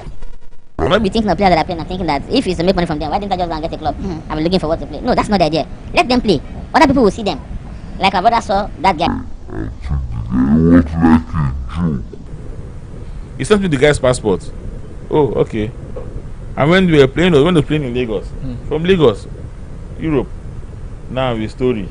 Oh. The guy is enjoying himself and is enjoying the game. So the prayer is, let it continue like that. Let more persons be taken from the games. It doesn't matter where. There's a guy playing and they're scoring goals up and down in the tournament. He's taking all our balls. Because if you score 3 goals, you carry your ball. And the guy is just scoring out anyhow. He's just taking all the balls. You know. But as the games get closer to this quarterfinals, semi-finals, it gets more interesting because the weaker sides are all out. Yeah. So the games now will be like 1-0, 2-0, 1-1, like that. The first games, but this tournament, the first games are even hard actually. Yeah. We have plenty of draws. Shootouts. Yeah, 3-3, 1-1, that kind of scenario. But as it gets tighter, I mean, it becomes more electric, and the atmosphere, I must give it to the people in my village. They are waiting for us to come. The turnout is mad. You see everybody, in the pitch. They are just waiting. It's raining. They are still there. Hopefully, we are going to get a pitch. I have my thoughts in my head, but there's also information I have, a very concrete one from my brother, that can also be. So at the end of the day, we might actually have maybe 2 pitches in the community. And forget it, we will drag the big games home. They go to Uyo. It's because of the infrastructure in Uyo. Yes. If you're driving past the Yo Stadium, you support this place. You think that it's abroad. Somebody built it. Somebody built one place called 4 Point somewhere in the Kotepane. So you can still leave your town and go to that place, and it's still looking as though you are abroad. If we build these infrastructures, people will see and they will bring the events back home. So we don't want to advise anybody on anything to do. Let them just keep trying, but we will keep doing what we are doing. We enjoy what we are doing. I feel very happy whenever I come for the games, and then I see what's going on. It's always exciting, and it's the community. So okay. All right. Thank you. Thank you very much, guys. I must applaud you guys for coming, and this being here with me. It's not easy, and most notably, I'd also thank you guys for the fact that for organizing a tournament for under 15s, because in this part of the world you hardly see tournaments for under 15s. Yes, you talk about under 18, under 20s, I understand, but see under 15s. Because they want the money quickly. so under 15s is just very rare, and I must say thank you very much. And for those that are listening, those that are watching, rather, please do well to like, share, and subscribe. And please, you can be a part of it. Just come around or just follow the social media handles. Just follow and then see the games. Go and encourage those boys. Go and applaud them. Go and see them have fun. I'd always say that. And also, before I go out, add that Naija Live TV, we are open for business. So please do well to patronize us. Like, share, and subscribe. My name is A.B. Apa. Enjoy the rest of your day. Yeah, thank you very much. Thank you very much for inviting us.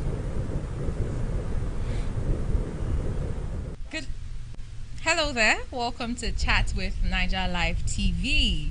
Today we explore Mike and the Crowd, a conversation that highlights power of voice, energy, and connection in live entertainment. My name is Babi Umparu, and I'm joined by the Eye of Yen Town. Big Eye of Yen Town. The Eye of Yen Town.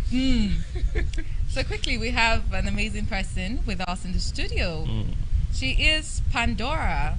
Oh yeah, popularly known as the Hype Queen, also referred to as EQOH, Energy Queen of Hype. She's a dynamic hype woman, creator, and voice artist known for her high energy performances, signature hype style, and unique approach to audience engagement. Now, Pandora is described as a pro hype queen. We're going to dive deep into what a pro hype queen means. So stay tuned, stay glued with us. Hype. Exactly. And yeah, she has built a strong presence on social media where she shares freestyle, hype sessions, dance challenges, and live event moments, showcasing her ability to connect with diverse audience. So yeah, through her work, she continues to promote positivity, creativity, and the art of professional hyping. Today, she joins us to share her insights on the relationship between the hype and the crowd, and what it takes truly to command attention and create unforgettable moments. Pandora, you're welcome to Naija Live TV. You're welcome.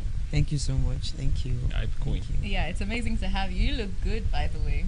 I mean, the color complements your skin. I love the swag. I wanted to say when she was coming, but I said if I talk now, they go say you will want do this thing. I mean, it's all right. So, real quick, how has the journey been for you? Like, how has it been? How did you start the hype of a thingy? Considering it's a male-dominated something, where did the passion come from? Well, I would say it was not something I actually knew about before now. I was working in a restaurant. Oh, okay. Before now. And then we have customers that normally do come in, eat, and I was like a security at the door, those people that holds the door for customers to come in and all that. Okay. Yeah, and there was this particular guy, shout out to DJ Lyrics, he was a DJ, he's still a DJ till now, DJ Lyrics. So I do mostly freestyle when I'm on duty, you understand? Because I normally play music every time, so I'm always freestyling, and it was like hyping. Not really hyping, I was just, normal music. freestyle music. And it was just like, you're wasting your talent here. Why don't you go and learn hyping? I was like, what is hype? You understand? And he was like, okay, take this phone number, tell them I sent you, and that was it. I didn't even start that particular year. It took me like a year later for me to properly get started, because the people that he actually referred to me were not really that consistent then. Okay. And then now I was still a mommy's girl and daddy's girl, so you hardly go out. Where are you going to? You understand? Yeah. So I changed job. I started working in a barbering salon, and then finally I met. Although before I changed the job, I was already talking to one of them, right? But then we were not seeing physically. It was just like a phone contact and all that. So when I changed the job, started working in the barbering salon, and then I met the second person. That was Hype Man Moment, right? So shout out to Chizzy the Hype Man Dinner, Kuwait Dinner, and shout out to Hype Man Moment. Shout out. Yeah. So that was when I met Hype Man Moment. He came to do facials. By the way, I do facials too. Okay. So after I was done with him, and then immediately I just grabbed him. I was like, boss, I've been trying to get you for like the past 1 year now. See you. I want to learn how to hype or that kind of stuff. And he was like, okay, are you sure? I said yes. And that was how he was like, okay, no problem. Oh, wow. Sounds like a very interesting one. I saw a video on social media, I think 2023. Yeah. That was the beginning part of your journey. Yeah. That was in school?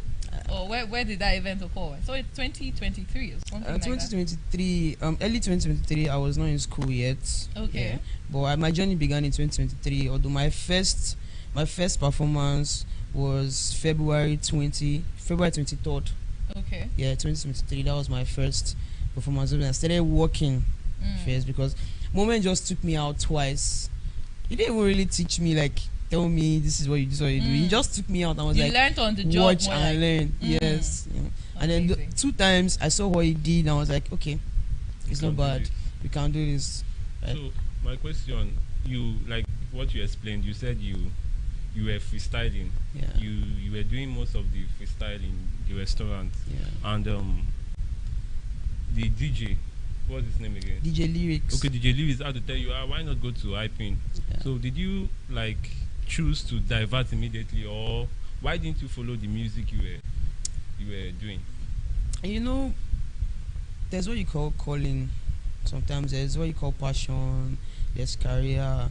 I've always been an entertainer by heart. In short, my whole family, we are a bunch of entertainers. My brother is a drummer. My sister sings. Our last born, he sings. Myself, I sing. My brother dance. Like my mom, my dad. Everybody, like in my house. Entertainment, acting. Yes. I know, right? Yes. I'm a singer. I was a singer. Okay. You know, say I'm a singer, but now it's not that strong at that time, because the voice now is not for hyping. You get, but slowly, immediately he told me that. I just went online to see what they're talking about. That time Amy Black was raining. Yeah. 1 bottle of NSC for the hype man, 2 for the DJ. You know, I was like, okay, so this is what this guy is talking about. Oh yeah, now let me just try. That's why I said that first year I was not really like serious all about it, because I could not even, like, I didn't even get access to go out to anywhere based on the kind of house. Yeah. So that was it. Okay, so yeah, our topic today is Mike and the crowd. Yeah. To you, as a performer, as an entertainer, what does this phrase mean to you? Let's say. So the mic and the crowd, yeah, is basically like the dynamics between yourself, the mic, and the audience. The way you engage them, the way you interact with them, the way your energy flows with them, the kind of things your audience prefer, the kind of energy they pull up or they bring out. You understand? The mic is just like a tool between you and the audience. Okay. On the normal day, anybody can control the crowd, but you need something in between both of you to get to the other person. Their attention. Yeah. So basically, the mic is like a very important weapon to me. A very, very important weapon to me. Right. So the mic and the crowd, they're like a brother and a sister, right? You can get to the brother through the sister, and you can get to the sister through the brother. So how do you build this strong connection on stage? You know, your job requires so much stage performances. Yeah. So on the spot, how are you able to build that connection? All right. So coming up as a hype woman, or hype personnel. On the normal, like this is a male-dominated Field. Yes. When I started hyping, the first time I started hyping, everybody was like, men will ask me like, do you smoke? Do you drink? Do you do I was drugs? going to ask that question. Like, I was going to ask that. everybody will like, I'm like, no, I don't do that too. But the energy is just inbuilt because I learned from the best that if you really want to like hold these people down, yourself, you have to be fire. Understand? You have to be strong yourself for you to pass strength to other people. Without smoking or drinking. Yeah. What about fearless or something? Water. Was it just water? My highest alcohol is water while I'm on stage. It's water. That's quite a discovery. Yeah. And they are full with all this energy. Energy, yeah. Energy queen of hype. You know what that means? Okay. All right. Yeah. Amazing. So your hype style is unique compared to others in the industry. You know, most want to say it's because you're a female, and when you're a female in a male-dominated space, it automatically gives you this uniqueness. So let's know about you. Let's know about your unique style. Aside, we know you have mentors, you have people that you learned from, but currently it seems like there's something different about Pandora. She's not like general hype people, you know. So tell us about your unique style. All right. So, what makes you unique in every field, whether it's entertainment, it's fashion, school? What makes you unique? It's your style. Yeah. Both of us can be hyping, but what makes you different from me is the way you put up your stuff, the way you create your energy and all that. That's what makes you different. Now, my hype style, I do a blend of hyping, singing, and chant. Okay. Yeah. So I can't really explain it to you, but then I know when I walk in a place and then I see that okay, these people need this, these people need that. I see how we can combine everything together. Sometimes I just hype, but sometimes we add everything together and it just gives it a different feel. So I do hype, music, and chant together. Okay, so that's it about your uniqueness. Okay. Does it come based on the energy the people gives to you, or you just feel maybe if you're invited for a show, you just feel okay, if I go to this show, I will give them the treat, or I will just do hyping up, I will do more of singing, or maybe when you climb your stage, based on the energy they respond to, does it come like that? Okay, now there's something they call, I think, what's that word? Well, it's preference or be something. When you get to an environment, you observe, you study, you watch, you read the room. Okay. Yes. Now I might go to a wedding.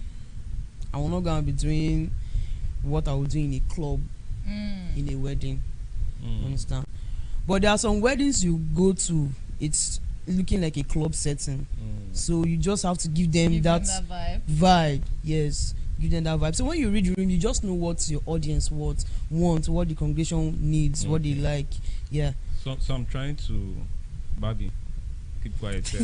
I'm trying to see the connection between a hype man and a wedding. Okay. What is the connection? Does the wedding really need a hype man? He's getting married this Saturday. Yeah, no, right. That's why he's asking, Abby. Yeah. Okay, now like that question. Now, first of all, you ask yourself what the hype man is. Okay. A hype man is basically the vibe of the party. A hype man is different from an MC. Okay. Yeah, an MC is somebody that coordinates your events. Yeah. Now, a hype man is basically for the after party. You don't call hype man to come and MC your show now. Abi? No, it doesn't work that way. You understand? So a hype man is basically for the after party of the wedding. If you're having an after party, that's if you're having an after party. Okay. Yeah. So most weddings, like the reception or. Yes, most weddings nowadays they're not doing after party reception and all that.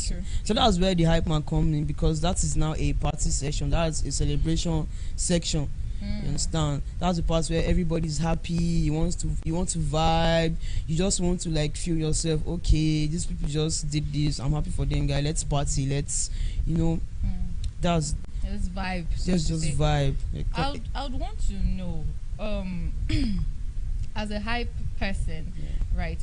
Do you do more of freestyles? Like, is it when you get to events that you begin to say what comes to your mind using maybe I don't know how you guys come up with your catchy lines and catchy phrases, or is it scripted? Do you sometimes how is the balance like? Do you do 50 scripting, 50 freestyle, or how is it like as a hype person? Okay, most hype people actually rehearse. Normally, some people rehearse before they go out for shows. Myself, I don't really do much of rehearsal. I just study. Yeah, I just study.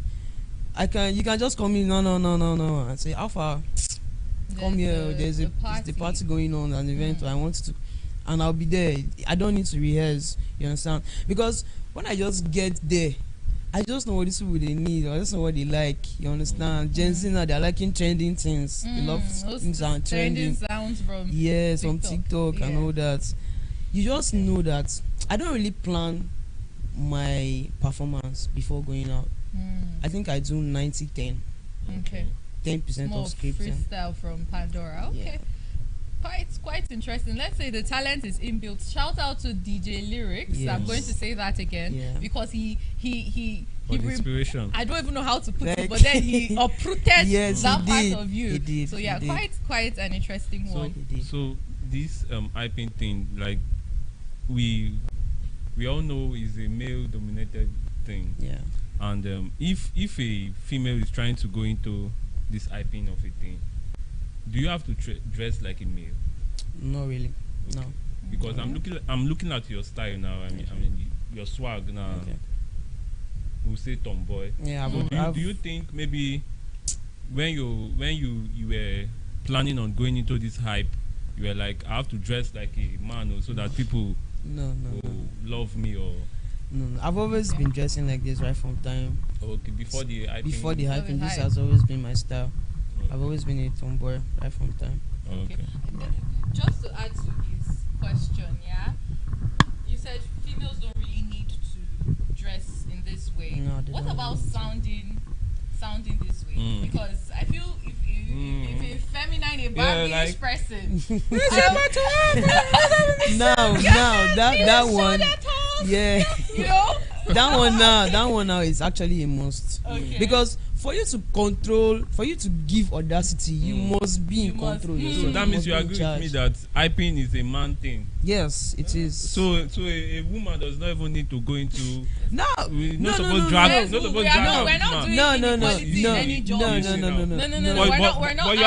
But you have to act like a man to prove yourself now. No, you don't need to act like you're just sounding like one. What I'm saying now. Now you can also depends on how thick your voice is, so you don't necessarily need to form the voice. If your voice is commanding alone, okay, if you have a commanding voice alone, that's okay.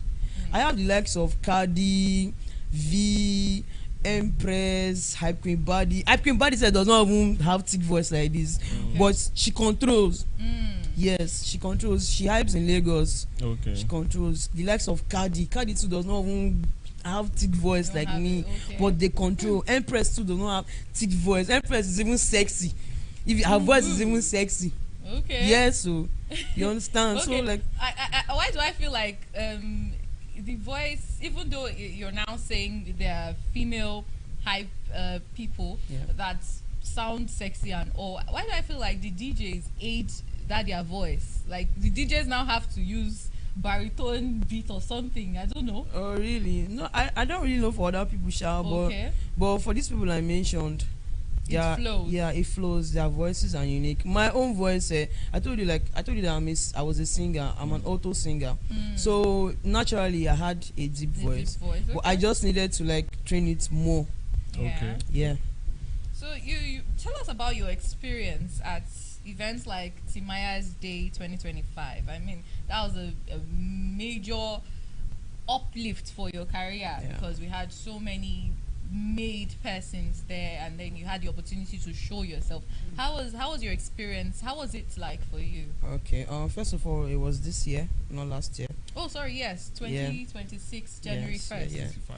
And then secondly, Okay, I'll 26. yeah, Yeah. this year. This year, January Okay, 1st. yeah, yeah, Because January it was 1st. first. Yes. That's why it Oh seemed. my God. Thanks for the correction. And yeah. secondly, I want to give a shout out to MC Joe Pikin and Mr. AE Perfect. Right. Okay. Personally, I told you before, I'm from River State, Africa. I'm not a Bayelsa girl. There are some events that personally I think that I don't need to force myself into, because I've been to events that they're saying it's for only indigents. Yes. Yeah. So personally, Timaya's Day is not a bad event for me. It's a good event, but I don't go putting myself in it. So I don't want to hear things like it's for only indigent. You understand? But MC Job Picking was like, Pandora Alpha, would you like to perform on Timaya's Day? Yeah. I'm like, boss, no problem. Oh. If you want to say the past, no problem. I'm active. And that was how he said the whole past. He talked to AE. AE was like, I was just at home and they called me and said, Alpha, get ready, you start coming out. When you get there, meet AE Perfect. AE, when I got there, AE was there. I just got to the stage and I did my thing. I didn't even need to use tag. Like they called you that day. Yes. Okay, it was not planned or prepared for. And you already had your things in your mouth. Yeah. So how was the performance? Girl. The performance, like crowd. The crowd was actually, it was much. I don't have stage frights normally. I don't have stage fright. But you know, there are some stages you climb and you just be like, and you just be like, make a go, fuck up, somehow, something. Damn, like, yeah? But then the moment I climb stage, the moment I just get on the stage, see this confidence, this authority just lands, just enter, like everywhere is just calm for me. It just feels like a very serene environment for me, and I'm just like, okay, we can do this. Yeah, we can do that. And we did it. Interacting with the audience, I I love it when my audience are with me, are connecting with me. Yes, that's what makes you a good hype man. The ability to connect and interact with your audience, for them to feel you, and you're also feeling them. Yeah. Okay, amazing. You created the hype experience. That was 19th March. Yeah, 19th yeah, March. This year. So, what inspired it? I mean, it's a very interesting event. I must commend you. You know, the name alone. There are some events from the name you'd anticipated. Yeah. So about the hype experience. What inspired the event on your part? The hype experience. You know, my journey has not been an easy one. It's been rough, tough, sweet, you know, bitter, hard, soft. It's been a touch of everything. So giving out what I have gone through, what I've learned, what I've seen, what I've known to people, that was the vision. Telling them that this is my experience from this field as a female, as a hype queen. This is what I have learned so far. This is my hype experience so far. And to back it up, I also have another movement that I'll be coming up with. It's already out there, but we also need to just push it more. Shout out to 360, my brother for life. Motion hype. The vision behind motion hype is to be able to promote not just myself, promote brands, promote artists, promote comedians, promote people with talent, yes, in the entertainment industry. So I really see this hype of a thing as the future, because many hype men just feel like, oh, it's just to come as the way one time. No, it's not. I'm seeing more to the hype than what we are doing now. So yeah, in the future, I also want this event to be very big and to show everybody that this is what I've learned in my 4 years of experience. Amazing. So talking about your experience, like you said, you have seen the worst, you have seen good, the best. So I would love you to share with us one of your worst or the most worst experience you have ever had on stage or in a show. On stage, I can't think of anyone on stage now, but basically there was one time I was desperately looking for money. That was like 2 years ago. if I'm not mistaken. We're in Port Harcourt then, right? Yeah, I think we're in Port Harcourt. And then we got this call. I got this call like somebody wants to open a hotel rather, and they're looking for a hype person. And guess how much I even needed? 25K. Like, yo, oh god, I'm telling you. 25K because my mom was not feeling fine. Everything was, money wasn't coming from anywhere. So I just saw this opportunity, and this guy said, I told 25K, and we were like, okay, no wala, they're going to pay 25K. I won't pay 25K that time. So this opportunity, I was like, oh, Bob, let's go. I tapped my sister, Belema. I said, how far? The place, they said it was at Igrita. Igrita is a very dangerous place, but what to do now? We find the what bread. to do? But they also, Yeah. they also. So we didn't even know that like they were kidnappers actually. Ooh. Yeah, like, I didn't see that part of the story coming. I swear. like Ooh. we didn't know that it was God that actually saved us that day, because Wow. the gist was that they robbed my DJ Faithful, and they took her phone and they started calling hype men and DJs that they have jobs for them and all that. And then when you get there, they're going to rob you. They might even kill yourself, take your things and stuff. Yeah. So they directed us. We got to where they said we should stop, and then they came to pick us with a bike. One bike, we were two.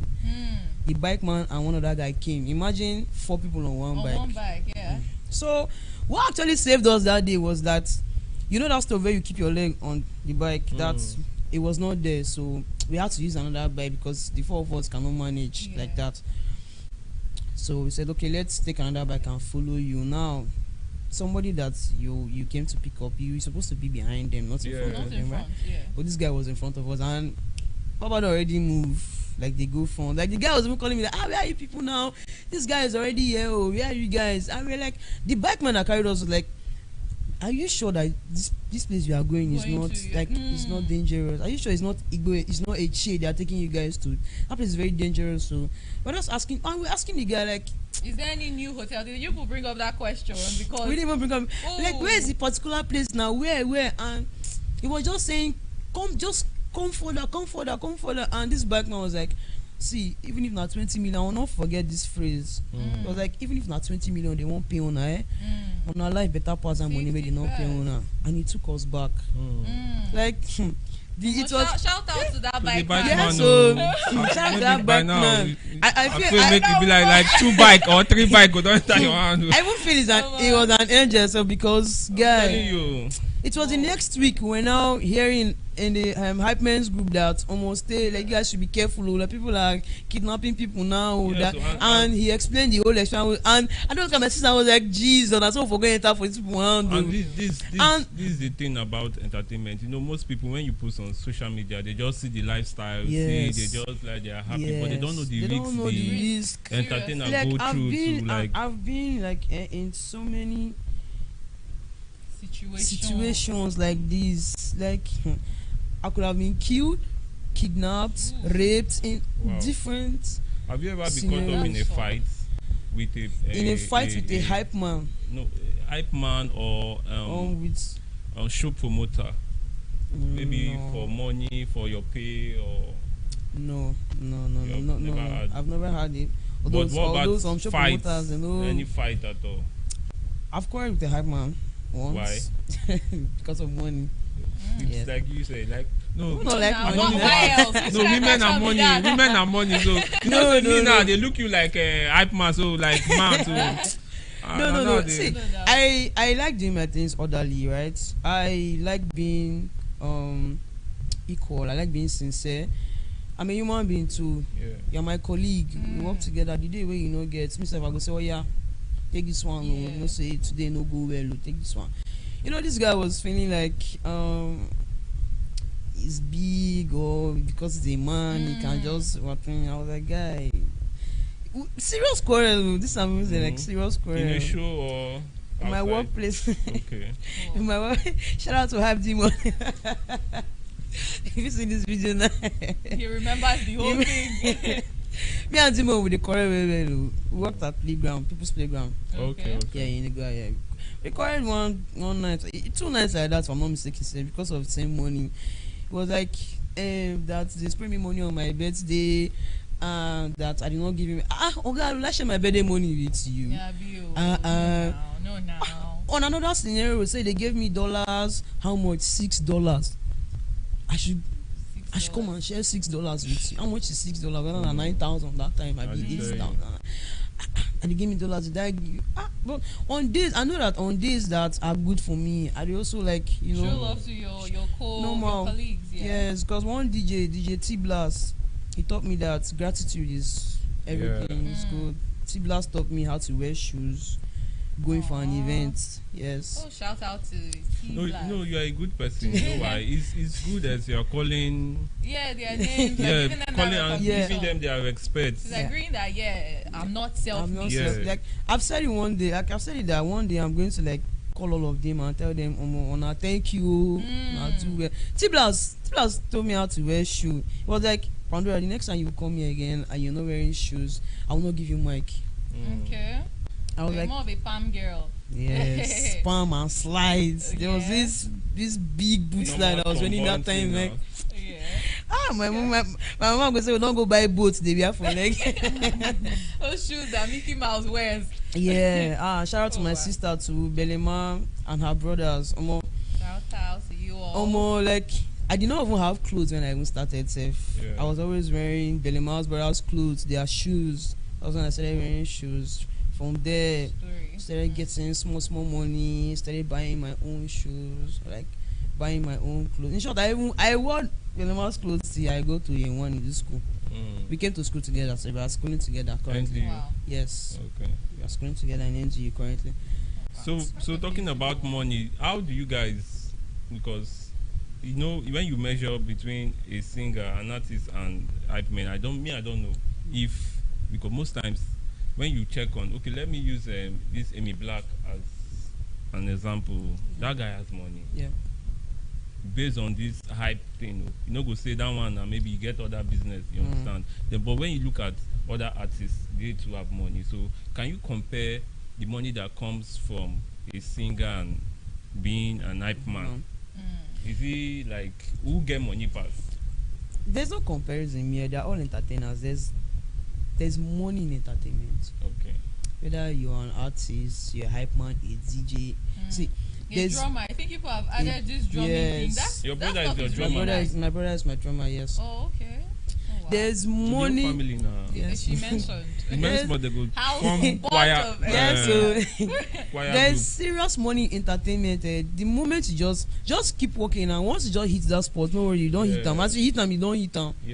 There's serious money. I know somebody that's taking 4 million naira.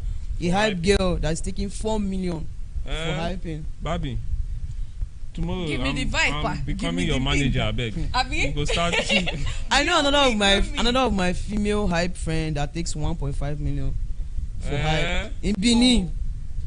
1.5 million. So if I want to charge you now, or if I invite you, how much now you go like bill me? Say na miss they collect change. All of them na miss they collect change. Cardi currently she's Davido's hype girl. Okay. Wow. That's my boss. She's Davido's hype girl. Even before she was famous, before she met Davido, I've always been into her. Like, Mama, you're too good. I love this thing that you're doing. Like, although I've started hyping before I met her, but when I met her, I was like, guy, this girl good. I'll be following her, even as she's a celebrity now. She's not even, pompous and proud and all that. She still takes me under her wing. Do like this, don't do like this, don't do like this. Cardi now, you cannot even pay Cardi safe now currently. Of course, for her to be hype man to Davido now, you can't cross. You cannot even pay Cardi currently. I'm telling you. Davido's supposed to increase that in 30 BG. 100 na 90 BG now. Okay. Even for us like that. We know they do pass ourselves.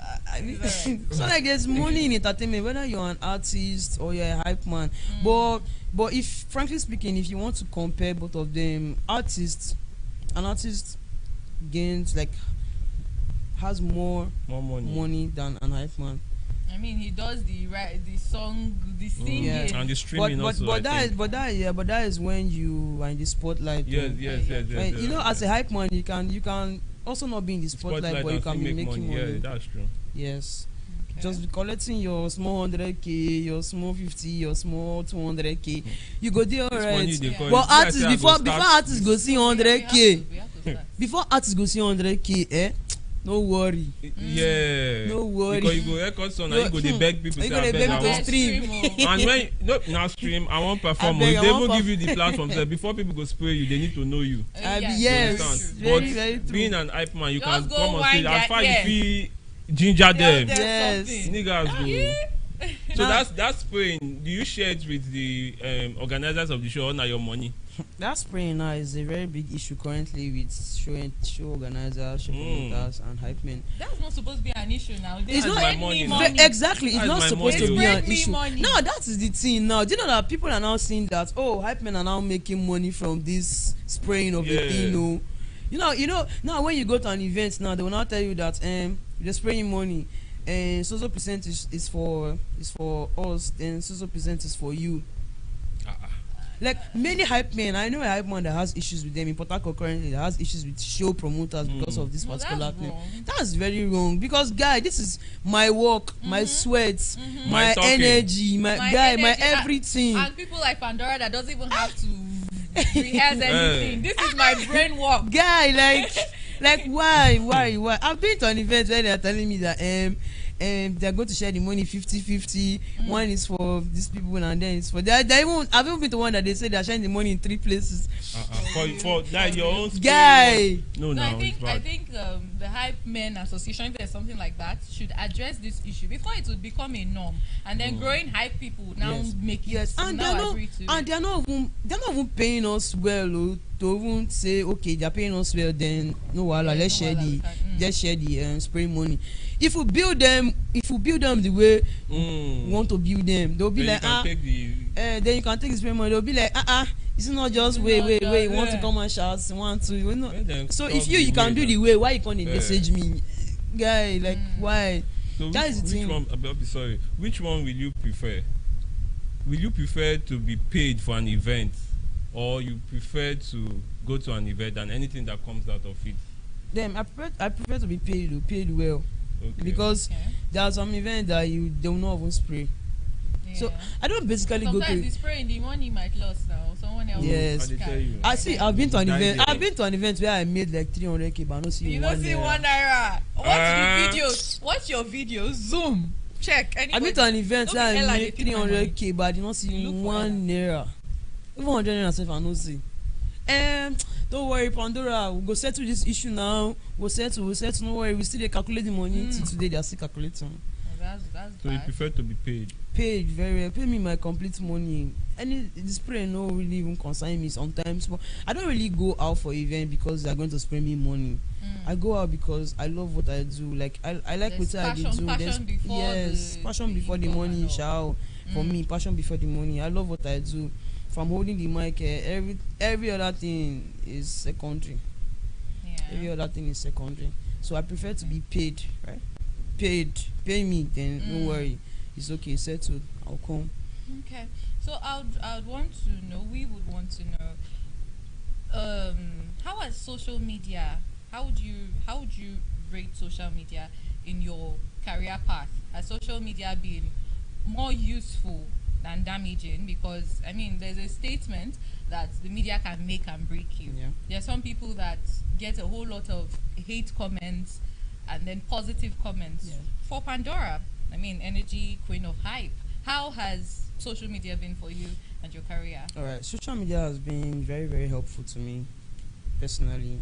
I won't lie, social media has been very, very helpful because there are jobs I have gotten that is not from physical people I know. It's just from people I don't know. Somebody online, somebody on TikTok, on Instagram.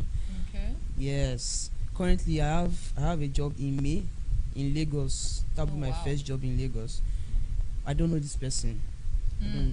But from social media, the person has already gone through my profile and said, okay, this person is what's this. So let's bring in this person. Social media is it's a very, very vital tool. Whether you're an entertainer or as long as you have something doing that requires audience. Yes, that requires audience. Social media has boosted my audience a lot. a lot. I know there are still hate comments, but the good comments, the positive ones are more than even the those negative ones that are ones. writing the hate comments. They still love you inside. They just want they just want engagement on their own Engagement, comments. yeah, and yeah, people yeah. do that too. Yeah. So social media is very good. My Instagram, I don't play with it. My TikTok, I don't play with those two apps. They are very, very, very vital, very, very important. That's helped me. They have given me platforms that I've never dreamed of going to. Social media has really done a lot for me. So if you are an entertainer out there, if you're working, you have something doing, just don't forget social media, or especially TikTok. Show up every day. Even if you don't have something to post, just post picture, post one thing, post right up, post something. Let everybody see that you are still there. You're still there. Just keep showing up. All right. Keep showing up. Okay, thank you so much. How have you been able to maintain consistency and stay relevant in such a high energy field? Social media. Social media number one. Okay. Social media, because I like to be in people's faces. I want to be in your face, be seeing me every day. Yes, be seeing me every day. So one day you are going to message me and say, okay, Pandora, since now you know allow us for this app, there's deal for you. I have a deal for you. Social media, I'm saying it again, it's very, very, very important. That's how I've managed to stay relevant. And then networking. Networking, connections, the right people. Meet the right people, connect with the right people, not just network, just network and connect with the right people. When you connect with the right people, they will find a way to make you stay relevant. Yes, they'll find a way to make you stay relevant. Connect, like just imagine Obi Kubana now as Davido's best friend. If Kubana was not Davido's best friend, you will not be seeing him every time. Yeah, very true. You will not be seeing him every time. He's a businessman. He doesn't need to be he doesn't need to be in our faces. But because he's connected with Davido, there's nobody that you ask. You don't know Kubana Chief Priest. Everybody knows. Everybody Kubana now Chief knows Priest. him. Yes. So whether he posts bad thing or whether he posts good thing, everybody must watch Kubana. Oh yes, this guy. So just network, find the right people and network with them. And then social media, and then be consistent. Consistency has made me say that there's something more to this, because I remember when I started it was not easy. It was not easy. I remember the night I called my mom around 2 a.m. and I was crying that mommy, they have taken my money again. Mommy, they have taken my money again. He passed heartbreak. God. My mama, they follow me, they cry. There's some cases that my mom follows me to cry. I said, no worry, my pikin, no worry. After now, then go there. She was very, very encouraging, very supportive. Yeah. So that shows that your mom was in support of you. Of your career. At first, though. From start. At first, she was not, because. Let me blow your mind. I'm a pastor's child. Oh, okay. Oh, and hype men have to say a whole lot of things. Yes. Okay. I'm an Anglican, so my dad is an Anglican priest. He's a venerable. So when I told my mom that, I want to go into this thing, are you sure this is not what a pastor's child should do? Hey, you're not supposed to do this. Hey, do that. The first that I wear mama 50K. Now she asked me, they're not spraying money today. Oh wow! Women and money. You brought this thing up again. Now my mother asked me, you not go to work today? You don't have any job today. Where are you going to this weekend? Like, she was supposed to be first, but when she saw that results, you actually are interested in. Yes, and she saw that I was not using it as a means to behave anyhow, to get wayward. Yes, she was like, okay, it's good. She's very supportive. She did pray for me back to back every time. What about your dad? In support? Nothing they fight. No. He doesn't really have a say, actually. Okay. Ooh, okay. Because my mom has already concluded. So yeah. So automatically. You always have power. So there's no I will not conquer, because if you no conquer, the house will not have peace. Yeah. Whoa. My power, they repost my videos. They follow me for TikTok. Oh, that's cute. So shout out to Pandora's parents. Yes. I mean the shout outs today. Shout out to my mom, my dad. It's not easy. So finally, before we call it a day, for female hype people, I mean, ones that intend to go into hyping that are girls. Yeah. Is there any significant message you want to give? Would you give them a warning message or an encouragement message? I think I'll give them both. Okay. Let's hear it. For the warning part, just be careful with who you roll with.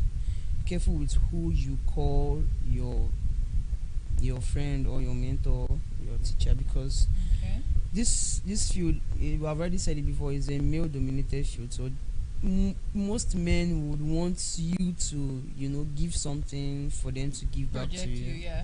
Yes. I feel you. So, as an encouragement, I'm telling my girls out there, don't give a fuck about anybody. Just do your thing. Just do your thing. Whether they are seeing you or not, continue doing it. They will see you. One day they are going to see you, and one day they will pay to see you. One day they have no choice than they will have no to choice than to see you. So just continue doing it. Yes, and don't just continue. Be creative. Be creative. Be consistent, because you don't know where to take you. Don't know where to take you. All right. I think you guys are skipping one question actually, or two. Okay. Yeah. Okay, is there something you want to tell us?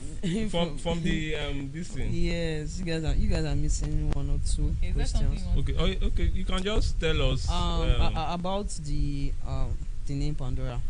Okay, the name Pandora. How it came about. Okay, you can tell us about it. Still on Hype My Moment.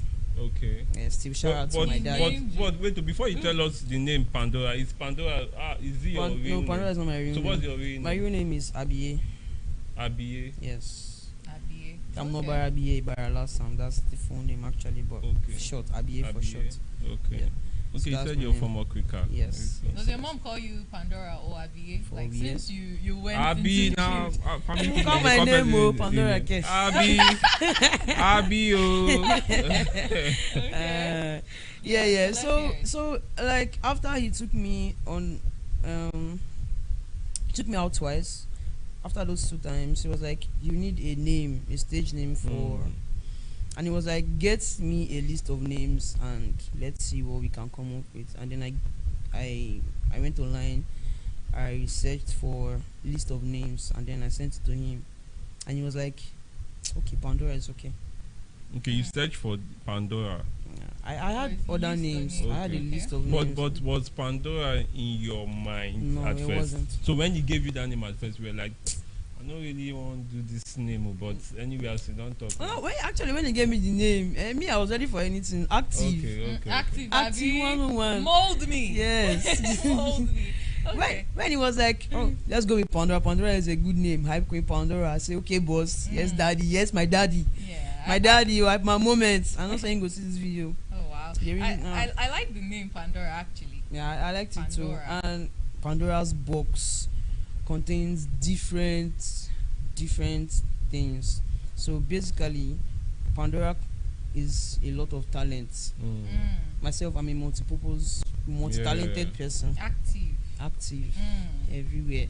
Okay. Yeah. So yeah, and then the other question.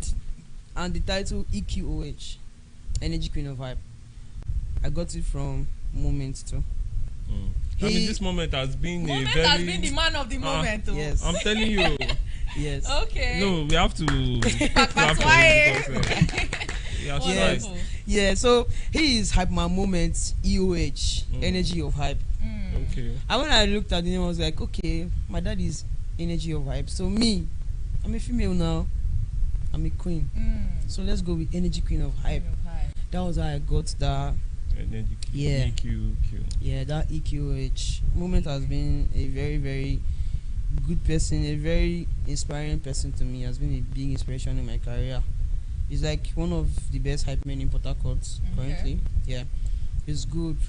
He's a nice person. Moment gave me platform when I thought that I could not get it. Bole Festival last year.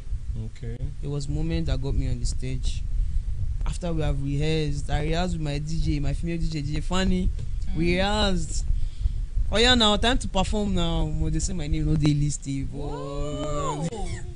And you know, but the festival is a very big one. event. It's a festival. I'm telling you, it's a festival. Guy. And then they were like, "Oh, your name is not here." my DJ don't they like, but I've told you now. She has even told the guy, like she's not even telling. She has told the guy that, okay, this is my crew. I'm coming with my own hype girl, my dancers and all. Only for that day, only for me to get there. They said my name is not on the list. Oh God, I was crying. God, you need to see me crying. It was so heartbreaking, eh? It was so. My manager could not even do anything at that point. He was just speechless at that point. And the moment was like, daughter, why you they crying now? What's in the soap? Normal slang now. I said, Daddy, they don't allow me to climb the stage. They say my name is not there.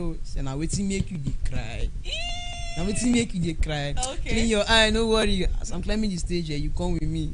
I thought he was even joking. Because they never allow me to pass. But the moment. Exactly. The moment. The man of the moment. Yes, so. The moment he was called on stage, he was like, oh yeah, Doctor, let's go. I just did for him back the phone and they go. Nobody even stopped me. Said. Well, what about your other DJ? Did she? DJ Fanny, she played now. Normally she performed, but she had to perform without me with another hype man. Okay. You understand? Okay. He also disrupted her, bots. But if at all, nothing be the thing. That's nice. Yeah, it's good to know good people. It's good to know good people. I've known good people in this life. People that have given me platforms. Yeah. Like I cannot even mention all their names because they are much. They are too numerous to mention at this point. That's and I cannot thank them enough for the support, the encouragement, and everything. Because this Pandora you're seeing now, if you saw me 3 years back. Now you will not believe war. the growth is evident. I mean, like it's also rapid because it's 3 years. 3 years. Like even me myself, I was like, Pandora, now you even myself I shock like Pandora, like now you be this. Are you the one? How did you do this in 3 years? How did you get here in 3 years? And shout out to NDU. Shout out to my school. Shout out to my school. I was already doing my hype thing in Port Harcourt, and then I got admission that period.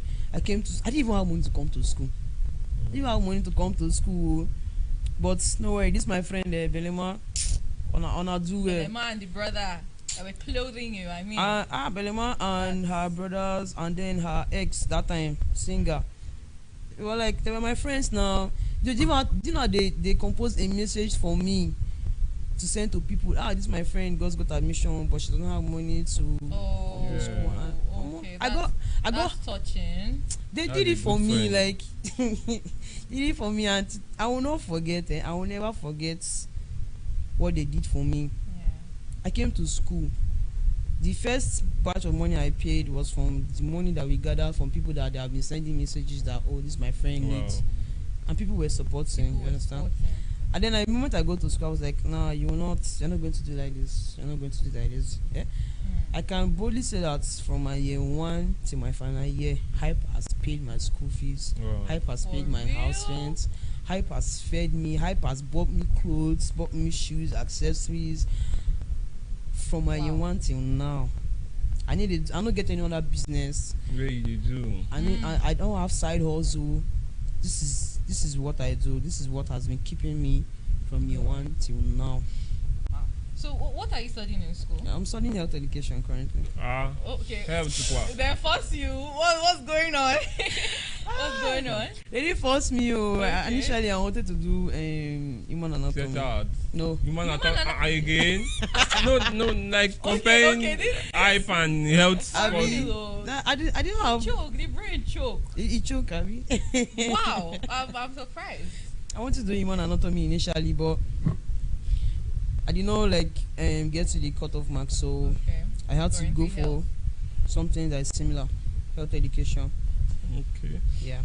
All right. Thank you so much, Pandora, for sharing insights on your career as well as giving. It has been a very touching moment, even for me. I mean, at some point when she was doing her gratitude speech, for me too. I was about tearing up. Oh, Chim, please, you all find friends that are as good as Belema and her brother. DJ Moment. Don't forget DJ Moment. He's the man of the moment. DJ Lyrics, like my moment. I be hype man. T Blast. All of fun, everybody. A huge shout out to everyone.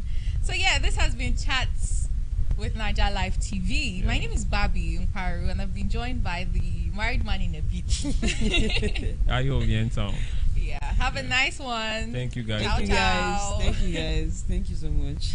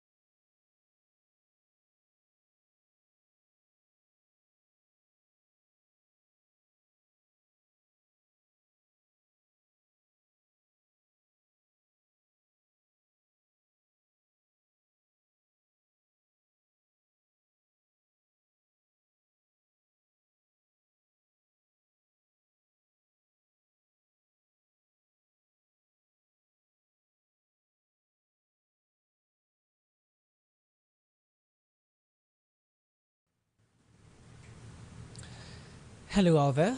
Top of the hour to you. Thank you plenty for staying with us on Naija Live Television. Importantly, thank you for staying with Chat with Naija Live TV, a podcast where we bring interviews of those who matter and conversations your way. My name is Henry Hamwifla. Today, on Chat with Naija Live TV, we're bringing an important discussion your way. We're also bringing an important personality in the Niger Delta your way. We're bringing a discourse around someone who has been said to be the most publicly discussed person, one who has led Nigeria's oil output, to record 1.5 million barrel per day, since he got the contract for its security. We're going to be discussing and unmasking a demystified government Ekpomopolo Tampolo. We're joined this afternoon by one who is an orator, one who is a writer. He's an orator from the Niger Delta, as I mentioned. He is one who's known for documenting the region's history and prominent personalities. He is the author of Heroes of a Joy Nation and Alame Sea in the Face of History. He also currently serves as president of the Save the Niger Delta Initiative, a group that is known for compiling what is called the Tantita Scorecard, right? He is Gesikeme Akparakata. It's really good to have you. Welcome to the program, my good sir. Yeah, good afternoon, Mr. Harry. Good afternoon to you. Thank you for joining us. Yeah. Gesikeme Akparakata. You are a Joe, right? I mean, that name, it's sounding a little... Yeah. I almost beat my tongue there too. Yeah, I know. The name Akparakata, I think because of the tribal difference, you call the name with dishonor. I call the name with what? Dishonor. Oh, really? Okay, Yeah, I'm... the name is actually Akbarakata. Okay. When you call that, you called it with the syllables. Akbarakata. Yeah, that's my surname. That's like the first time for me hearing that. I mean... Yes. What does it mean? Yes, it is my surname. And I think I don't have a problem with your problem. Because when I met Alamisia for the first time, Alamisia asked me the same question, Akbarakata. Your name sounds like war. Sounds like war, really? Yeah, it sounds like war, but that is a surname. And that is my name.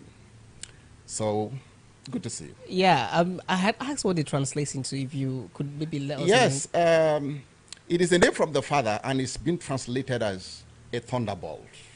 When the thunder strikes. Alamisia was not wrong, actually. Oh, was not wrong.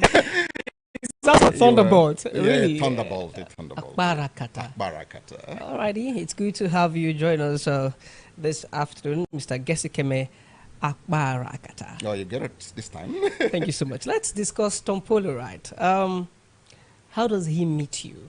the person of Tompulo? How does it meet you?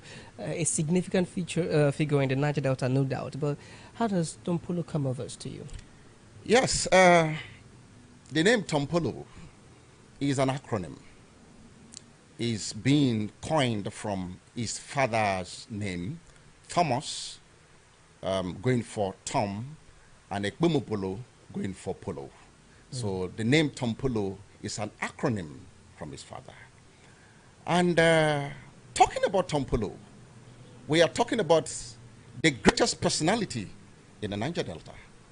And it's a multifaceted personality because it means a different thing to a different people. I know Tompulo is a great man, but you just mentioned greatest. What are the characteristics? I mean, you're getting there, right? Yes, because when greatness is being measured in between a man and a spiritual being, that person becomes deified. So when I talk about the greatness of Tompulo, I'm talking about a deity.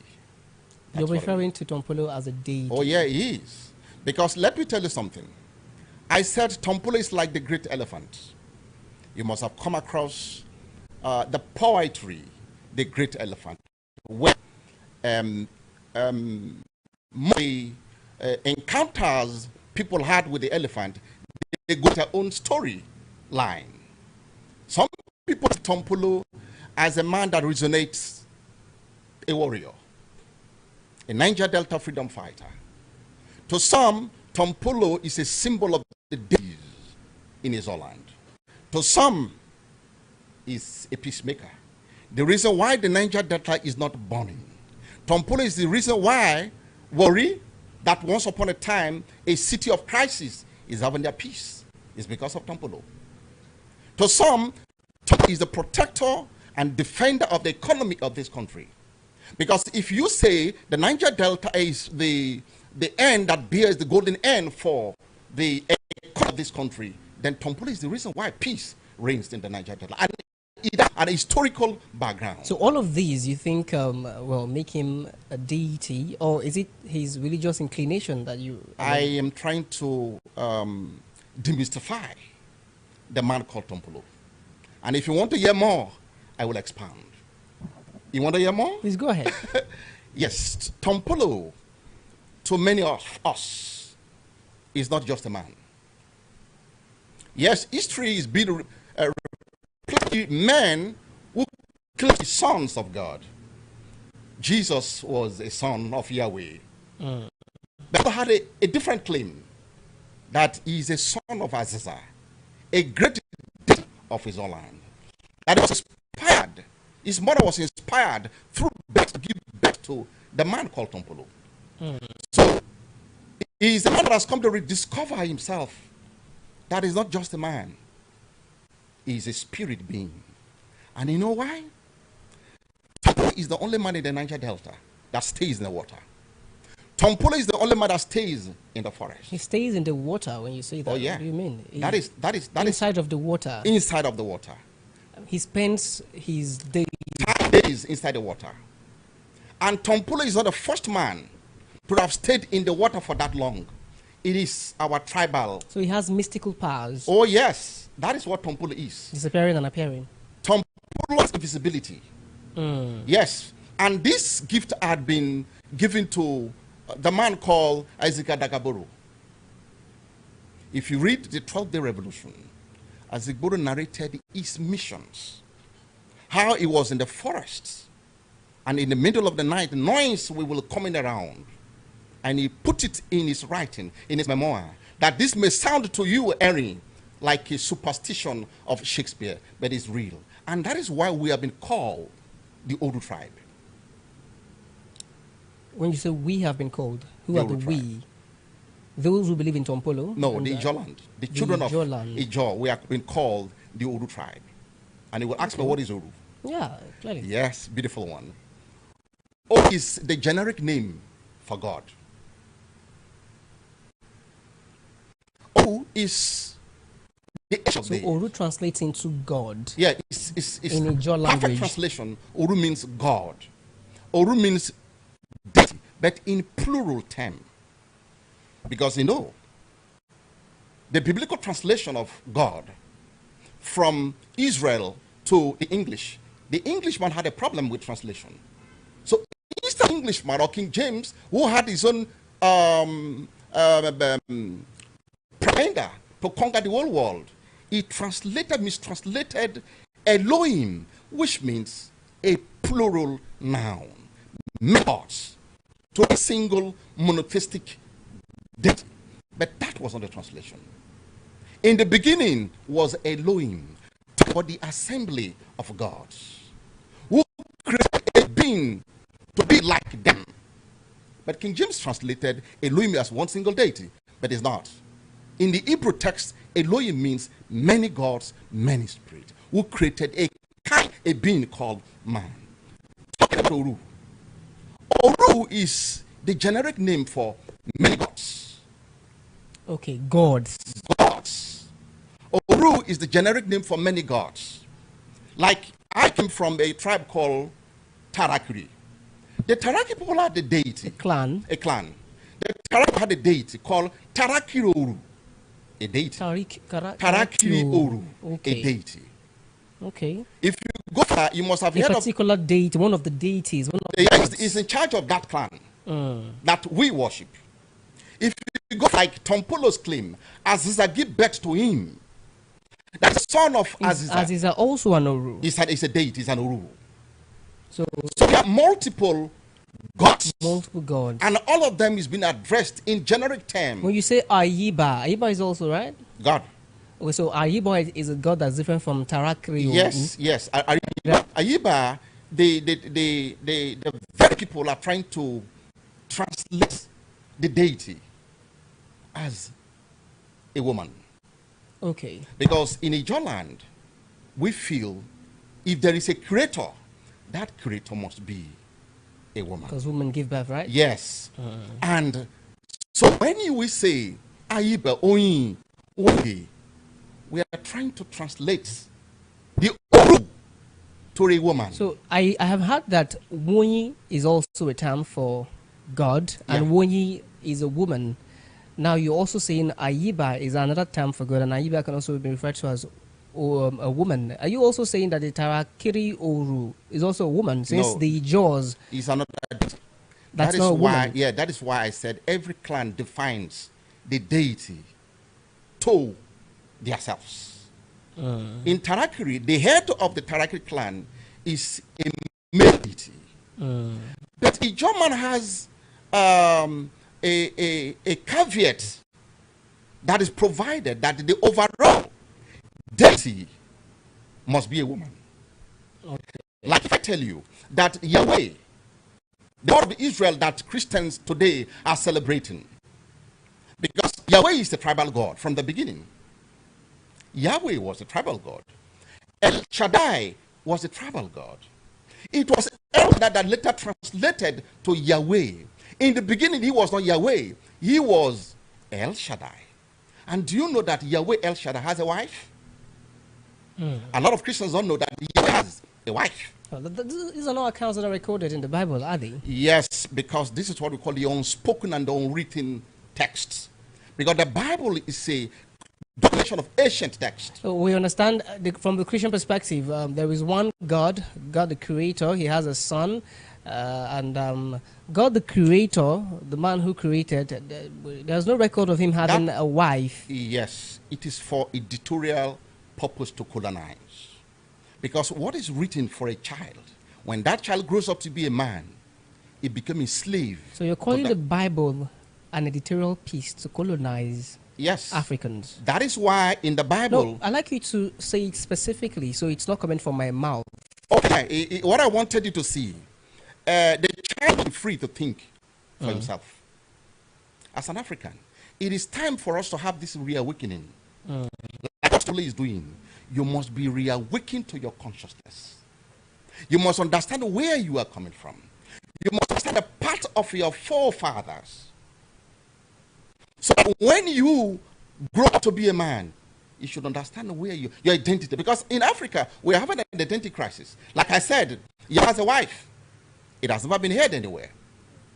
It's never been heard anywhere. Where did you get that? Yes. Where did you get that from? Information research.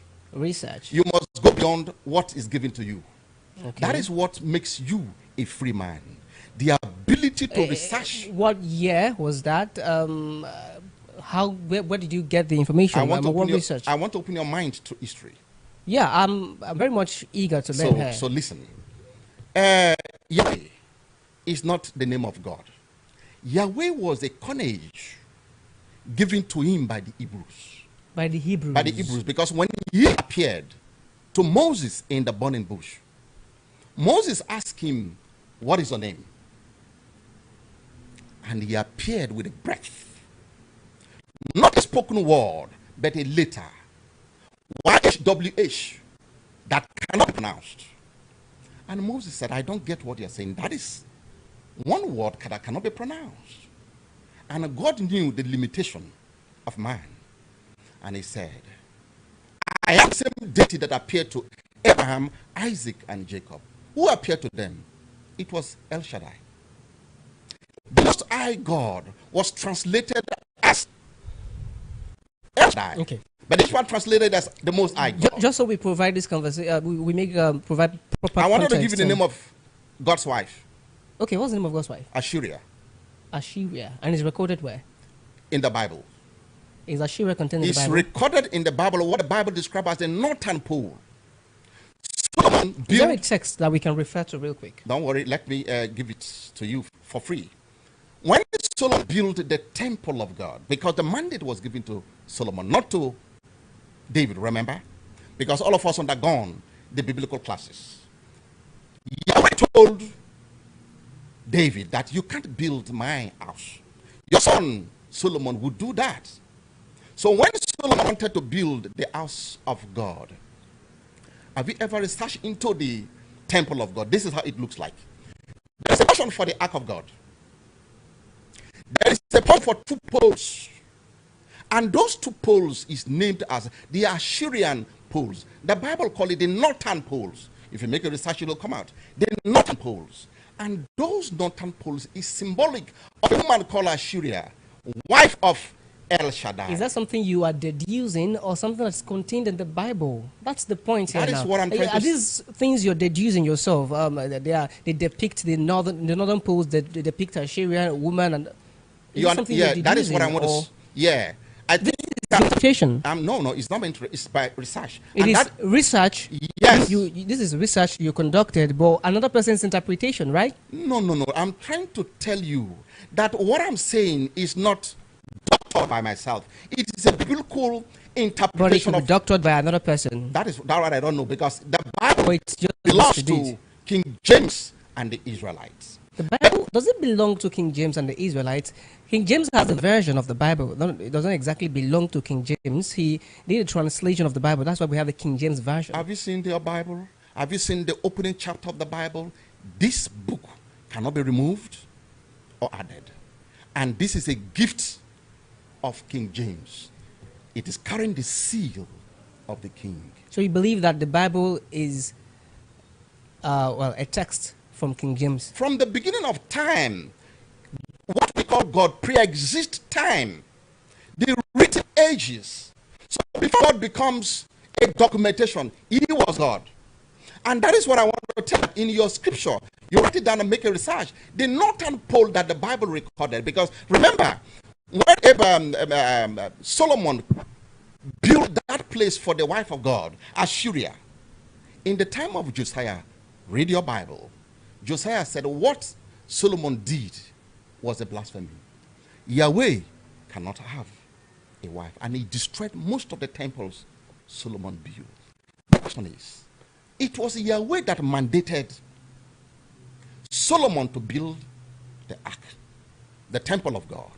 And who asked Josiah to say what Solomon built was wrong? Okay, let's come back home. I think that is the wife of Yahweh. Let's come back home. Use that Oru translates into gods, not one particular god. Yeah. The import of this, if I understand it correctly, is that there is not one God, as the Christians claim, one true God. Christians will claim there's one true God. And when you make several references to the Christians and the Jews, I hope we also bring to bear that the Christians are different from the Jews. the Christians are Yeah. different from the Jews. Those who are into Christianity are different from those who are Jews. Would make that separation. Then I'd like you to also expatiate when you say that O translates into God, whereas the Christians would say there was only one God. That's negating. Yes, that is what I want to tell you. Going back inward,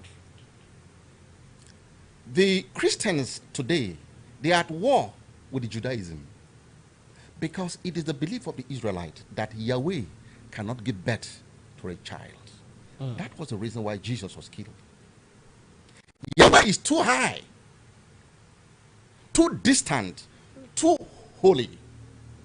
You know, the word holy is not about purity or righteousness. The word holy is distance, apart from mankind. Yahweh is holy. So when Jesus claimed the son of Yahweh, it was a strange doctrine to the people of Israel. So they have to kill him for blasphemy. But let me tell you, Harry, Jesus got that understanding and revelation from Africa. Because when the boy was small, Yahweh told the parents, take this boy to Africa, in Egypt. First, the biblical editor said, for protection, but that's not the truth. Because the boy in his age was taken away from Israel, and he came to Israel when he was 12 years. What did he come to Egypt to, or Africa to do? It is to learn the ways of the gods. Because the Son of God phenomenon is a strange doctrine to the Israelites. But when he came to Egypt, it was not strange. I claim that I'm a son of Tarakrui, which is my clan deity. Tom is a son of Azaza, that his parents had no male child. And the father went to the deity Azaza and gave a word that if you give me a male child, that child will belong to you. Now, you call a deity. He claims he's the son of Aziza. Yeah. You claim you're the son of Tarakru. Are you also a deity? That is what I want to show you.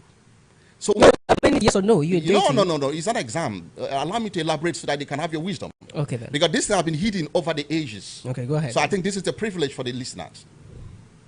Jesus came to Africa and he saw King Pharaoh having a claim that he's the son of a deity. Africa. It is only in Africa that man would have a claim that he's a son of a deity. Not in Israel. Yahweh is too distant to be called a father to a human being. So when he came to Africa, he learned the ways of the gods. And there's a reason, or the only reason why Yahweh had to take Yeshua. That is his original name. I don't know what is the problem with the English. Everything was edited, even a name. His name was changed from Yeshua to whatever we have today as Jesus. But Yeshua claimed he was a son of Yahweh. The same way Tompule claimed he's a son of Azazel. That secret can only be found in Africa. So when he went back with the theology, the Israelites said, no, it can't be. Let us kill him. Now, and he was sacrificed. Tompolo claims he is the son of Azazel. Yeah. And I asked you a question. You see, why when I mentioned that it should be yes or no, maybe not exactly yes or no, but when you do yes and no, then you expatiate. And this helps our listeners to also follow the argument. Okay. If I had not known that you are yet to answer this question, I likely would also have skipped it.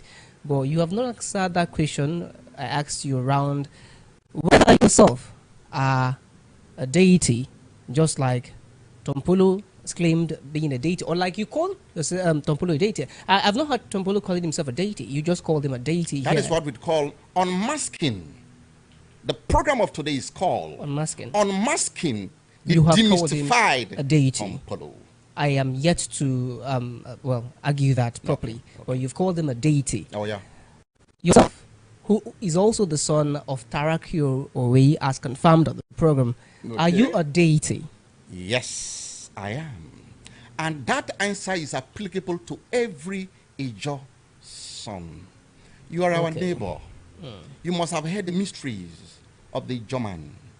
That the Ijo man goes into the water and stays for a very long time. It is only the Ijo man.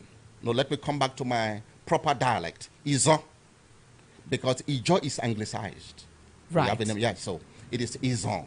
So the proper pronunciation is Izon, and it's only Izon and not Ijo. No, not Ijo. That Ijo is anglicized. That is a problem with another King James. Now, was it King James who did the anglicization, or it was? You came to a place you can't understand their dialect, and you write anything that feels like that will come out of your rough mind. Okay, that is King James version. Ijo is King James version. I mean, you're blaming King James. I'm like for everything. King James. For everything, because they took away everything.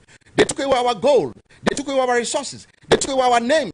They took away our deities and gods. They took away even our land. Because when they tell us to pray, and because the African was so naive, when we close our eyes to pray and open them, the land is taken. The gods are taken. Rather, let me intellectualize with you with a moment with the great Professor Shina Achebe. You know, Achebe was invited to London some years ago for an award, inventor of the African literature, because of his Things Fall Apart. But to went to the podium, this is what the man said, that English people, you can't call me the inventor of African literature, because in Africa, we don't invent literature, we are born with it. Our names are literature, our gods are literature. We are like you people that has only one God. In Africa, we have multiple gods. We have God for water, we have God for the air, we have God for the land, and even our names are literature. Alamiye Yeseya, which is the title of the book, let me say in the face of history. Alamiye Yeseya, a name that tells a full-blown story. What does it mean, Alamiye Yeseya? Whatever thing that the sheep does is always right. The English that would go with the name bush, doggy, water. Not in Africa. In Africa, when we speak with proverbs. So in Africa, we don't have a single God. And no apology to the white man. We have many gods, and you don't expect us to behave the way you behave. Okay, well, thank you. The Christians would often say that, like I mentioned earlier, there is one God, and so, well, any other thing, any other God that people would speak of, they would often say these are devil or these are evil spirits. These practices, pagan worship. They would even worship, right? Yeah. But this traditional worship of yours, worship of Uru, you know, several gods. Oh yeah, I love that. How is it? Is it different? Like very, very different from what the Christians do? Yeah, let's just get that first. Already we have crossed that road, except you want me to go back. No, I just hit it. Oh, not expatiate. Your hit you and want pass. me to hit it again. Your hit and pass, not like expatiating. For the sake of the present generation, because before the white man came, in Africa, we speak to the water. We speak to the air. Do you worship the devil? When you say the devil, what do you mean? The Christians believe that there is a devil who is responsible for all the atrocities and wicked things and bad things, and you know, there is a devil who was cast down from heaven, who used to be Lucifer and was cast down because of his insubordination. Henry, I know where you're all coming from. Of the evil on earth. I know where you're coming from. The Christians, they believe that there is one God, and whoever is not worshiping that one true God, like you have mentioned that you're not worshiping one true God, but you have multiple gods. Now, like the Christians say, there is one true God. Are you worshiping the devil? Yeah, look at your narrative. And when I listen to you carefully, Henry, you know what I see? A child that has been influenced by documentation. Take it easy. Okay. Let me also come in now. I want to finish what I want to say. Yeah, before you, let me just break you a little. This is an interview, right? The questions I ask you are not a function of my opinion. They are questions. I'm expected to ask you questions. That is what I mean. And that is what I am doing, asking you questions. You know, when so they are not exactly...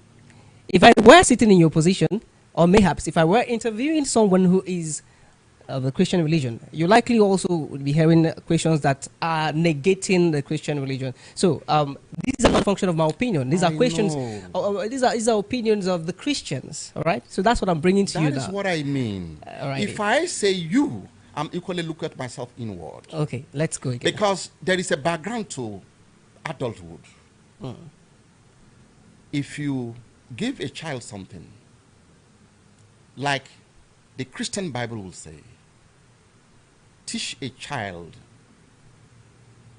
the way he should grow. So that when he grows up, he becomes that. It is what I call catching them catching them young. Yeah. So almost our generation in Africa, they have caught us so young. So when we become men, we are still like that child that was influenced by what we got in our childhood. This is what I call reawakening. What Tompoli is trying to do is reawakening. So he's worshiping the devil. The devil. What is the devil? The Uru name is not the devil. The Uru names means Yahweh. If you are a Christian and you have your background from the Israelite God, Uru means Yahweh. Uru is ancient of days. Then what is Uru? Uru is a spirit. Jesus or Yeshua said, you don't... Is there one God to you or several gods? I've said it before. There are several gods. In Africa, we don't worship one single God. And Uru refers to as multiple gods. Oh, yeah. So when you say ancient of days, you're not referring to one person. That is why I show you Elohim. When you say Yahweh, you're not referring to one person. Is that what you're saying? Look at me. I gave you the beginning. The beginning. That in the beginning was Elohim. The Hebrew... What does Elohim refer to? Yes. One person or multiple gods? I've said it before. Elohim is a plural word. Okay. From the Hebrew text, meaning in the beginning were many gods who created mankind like them. That is why Genesis, it says, Elohim said, let us create man. To be like what? Us, plural. So the problem here is the problem of King James, who translated something that he did not understand, or maybe for a purpose of colonization. Because King James was giving us this one God thing. Also, there are places in the Bible where we mention the Trinity. God the Father, God the Son, and God the Holy Ghost. And they say they are one entity. Israel disagree. The Hebrews disagree on that notion. This, the Father, the Son, and the Holy Ghost Trinity was created in Naija by the popes of Rome. Because when... So do you not think that when the Hebrews refer to Elohim, it would also mean God the Father, God the Son, and God the Holy Spirit? Too small. The Christians. Too small. Okay, there should be That more. is why when the Catholic Church created this dogma called the Father, the Son, and the Holy Spirit. Okay. You don't want me to go further? This is a very interesting conversation. Oh yeah, let's move on. I'm starting to wonder why I will not be a dog for it, because it's an area of interest. Yeah. What is your account of creation? The Christians believe that Adam and Eve, God created Adam from Adam's ribs. He created Eve, all right? And they gave birth to Cain and Abel. What is your account of the creation? Yeah, Mr. Henry. How do you believe life formed? Yes. You know, the Bible did not provide the account for creation. They did not. They stole it. Oh, they stole it? They stole it, and they stole it from the Canaanite mythology. Remember, when Abraham, according to their own account, not mine, because what your father told you is what my father told me. My father gave him an account of creation from the Genesis. But let me tell you what they got.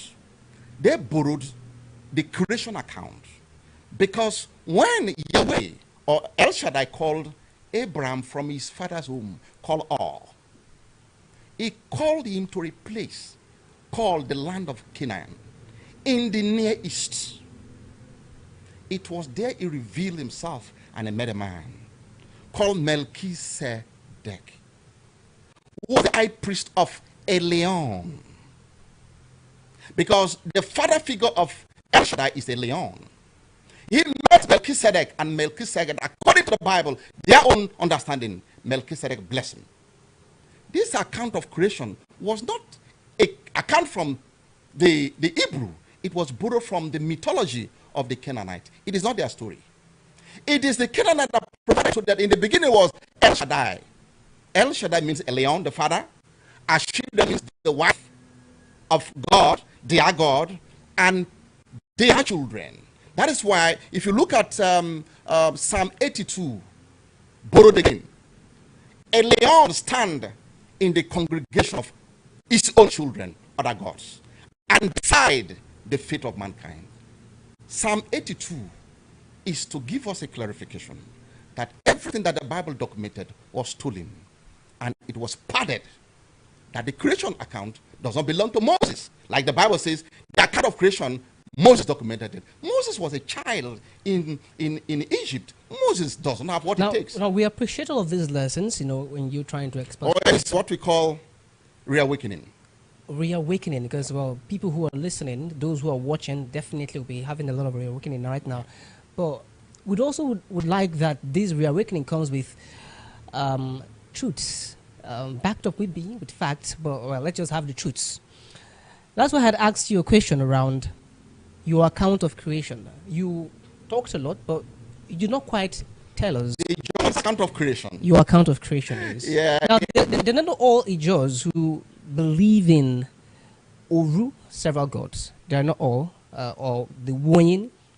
They would often call God Wonyin, but I mean, not the way you would when you call God Wonyin. And so, let's stay with you.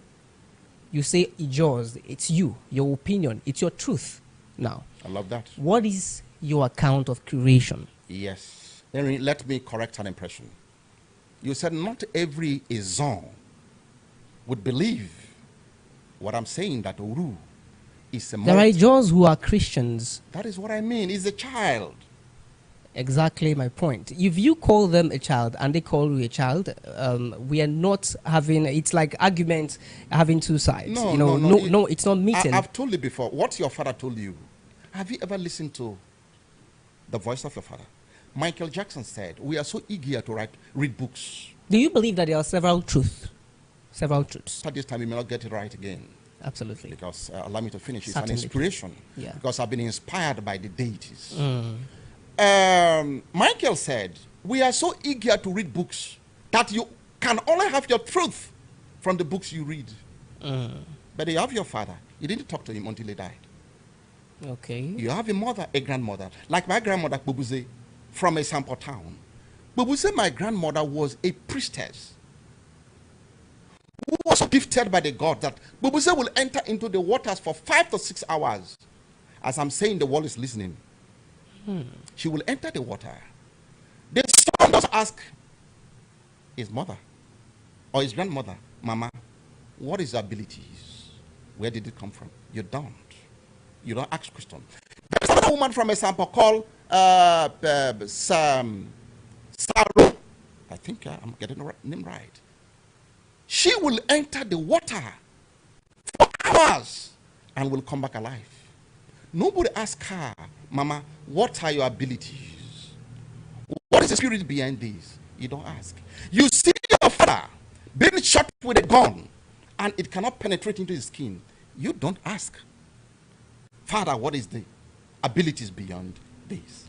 You have seen your father being caught with a knife and it does not penetrate the skin. When the white man came, Professor K. Williamson, you know her, she was in Kayama until she died. She said she has never seen a tribe like this. And she asked one simple question. What are your powers? Where did they come from? And they told her, from this date we worship. And it was Professor K. Williamson that gave the first name, wow, the Oru tribe, invisible tribe, mysterious tribe. Dr. Talbot said, I've never seen a people like this. Their past is dim. And their behavior and characters, they are mysteries. What are these people? And it is called the Oru tribe. And that is the essence of this book called the Oru tribe. It is to reawaken our consciousness. It is to ask ourselves, discuss with your father, discuss with your mother.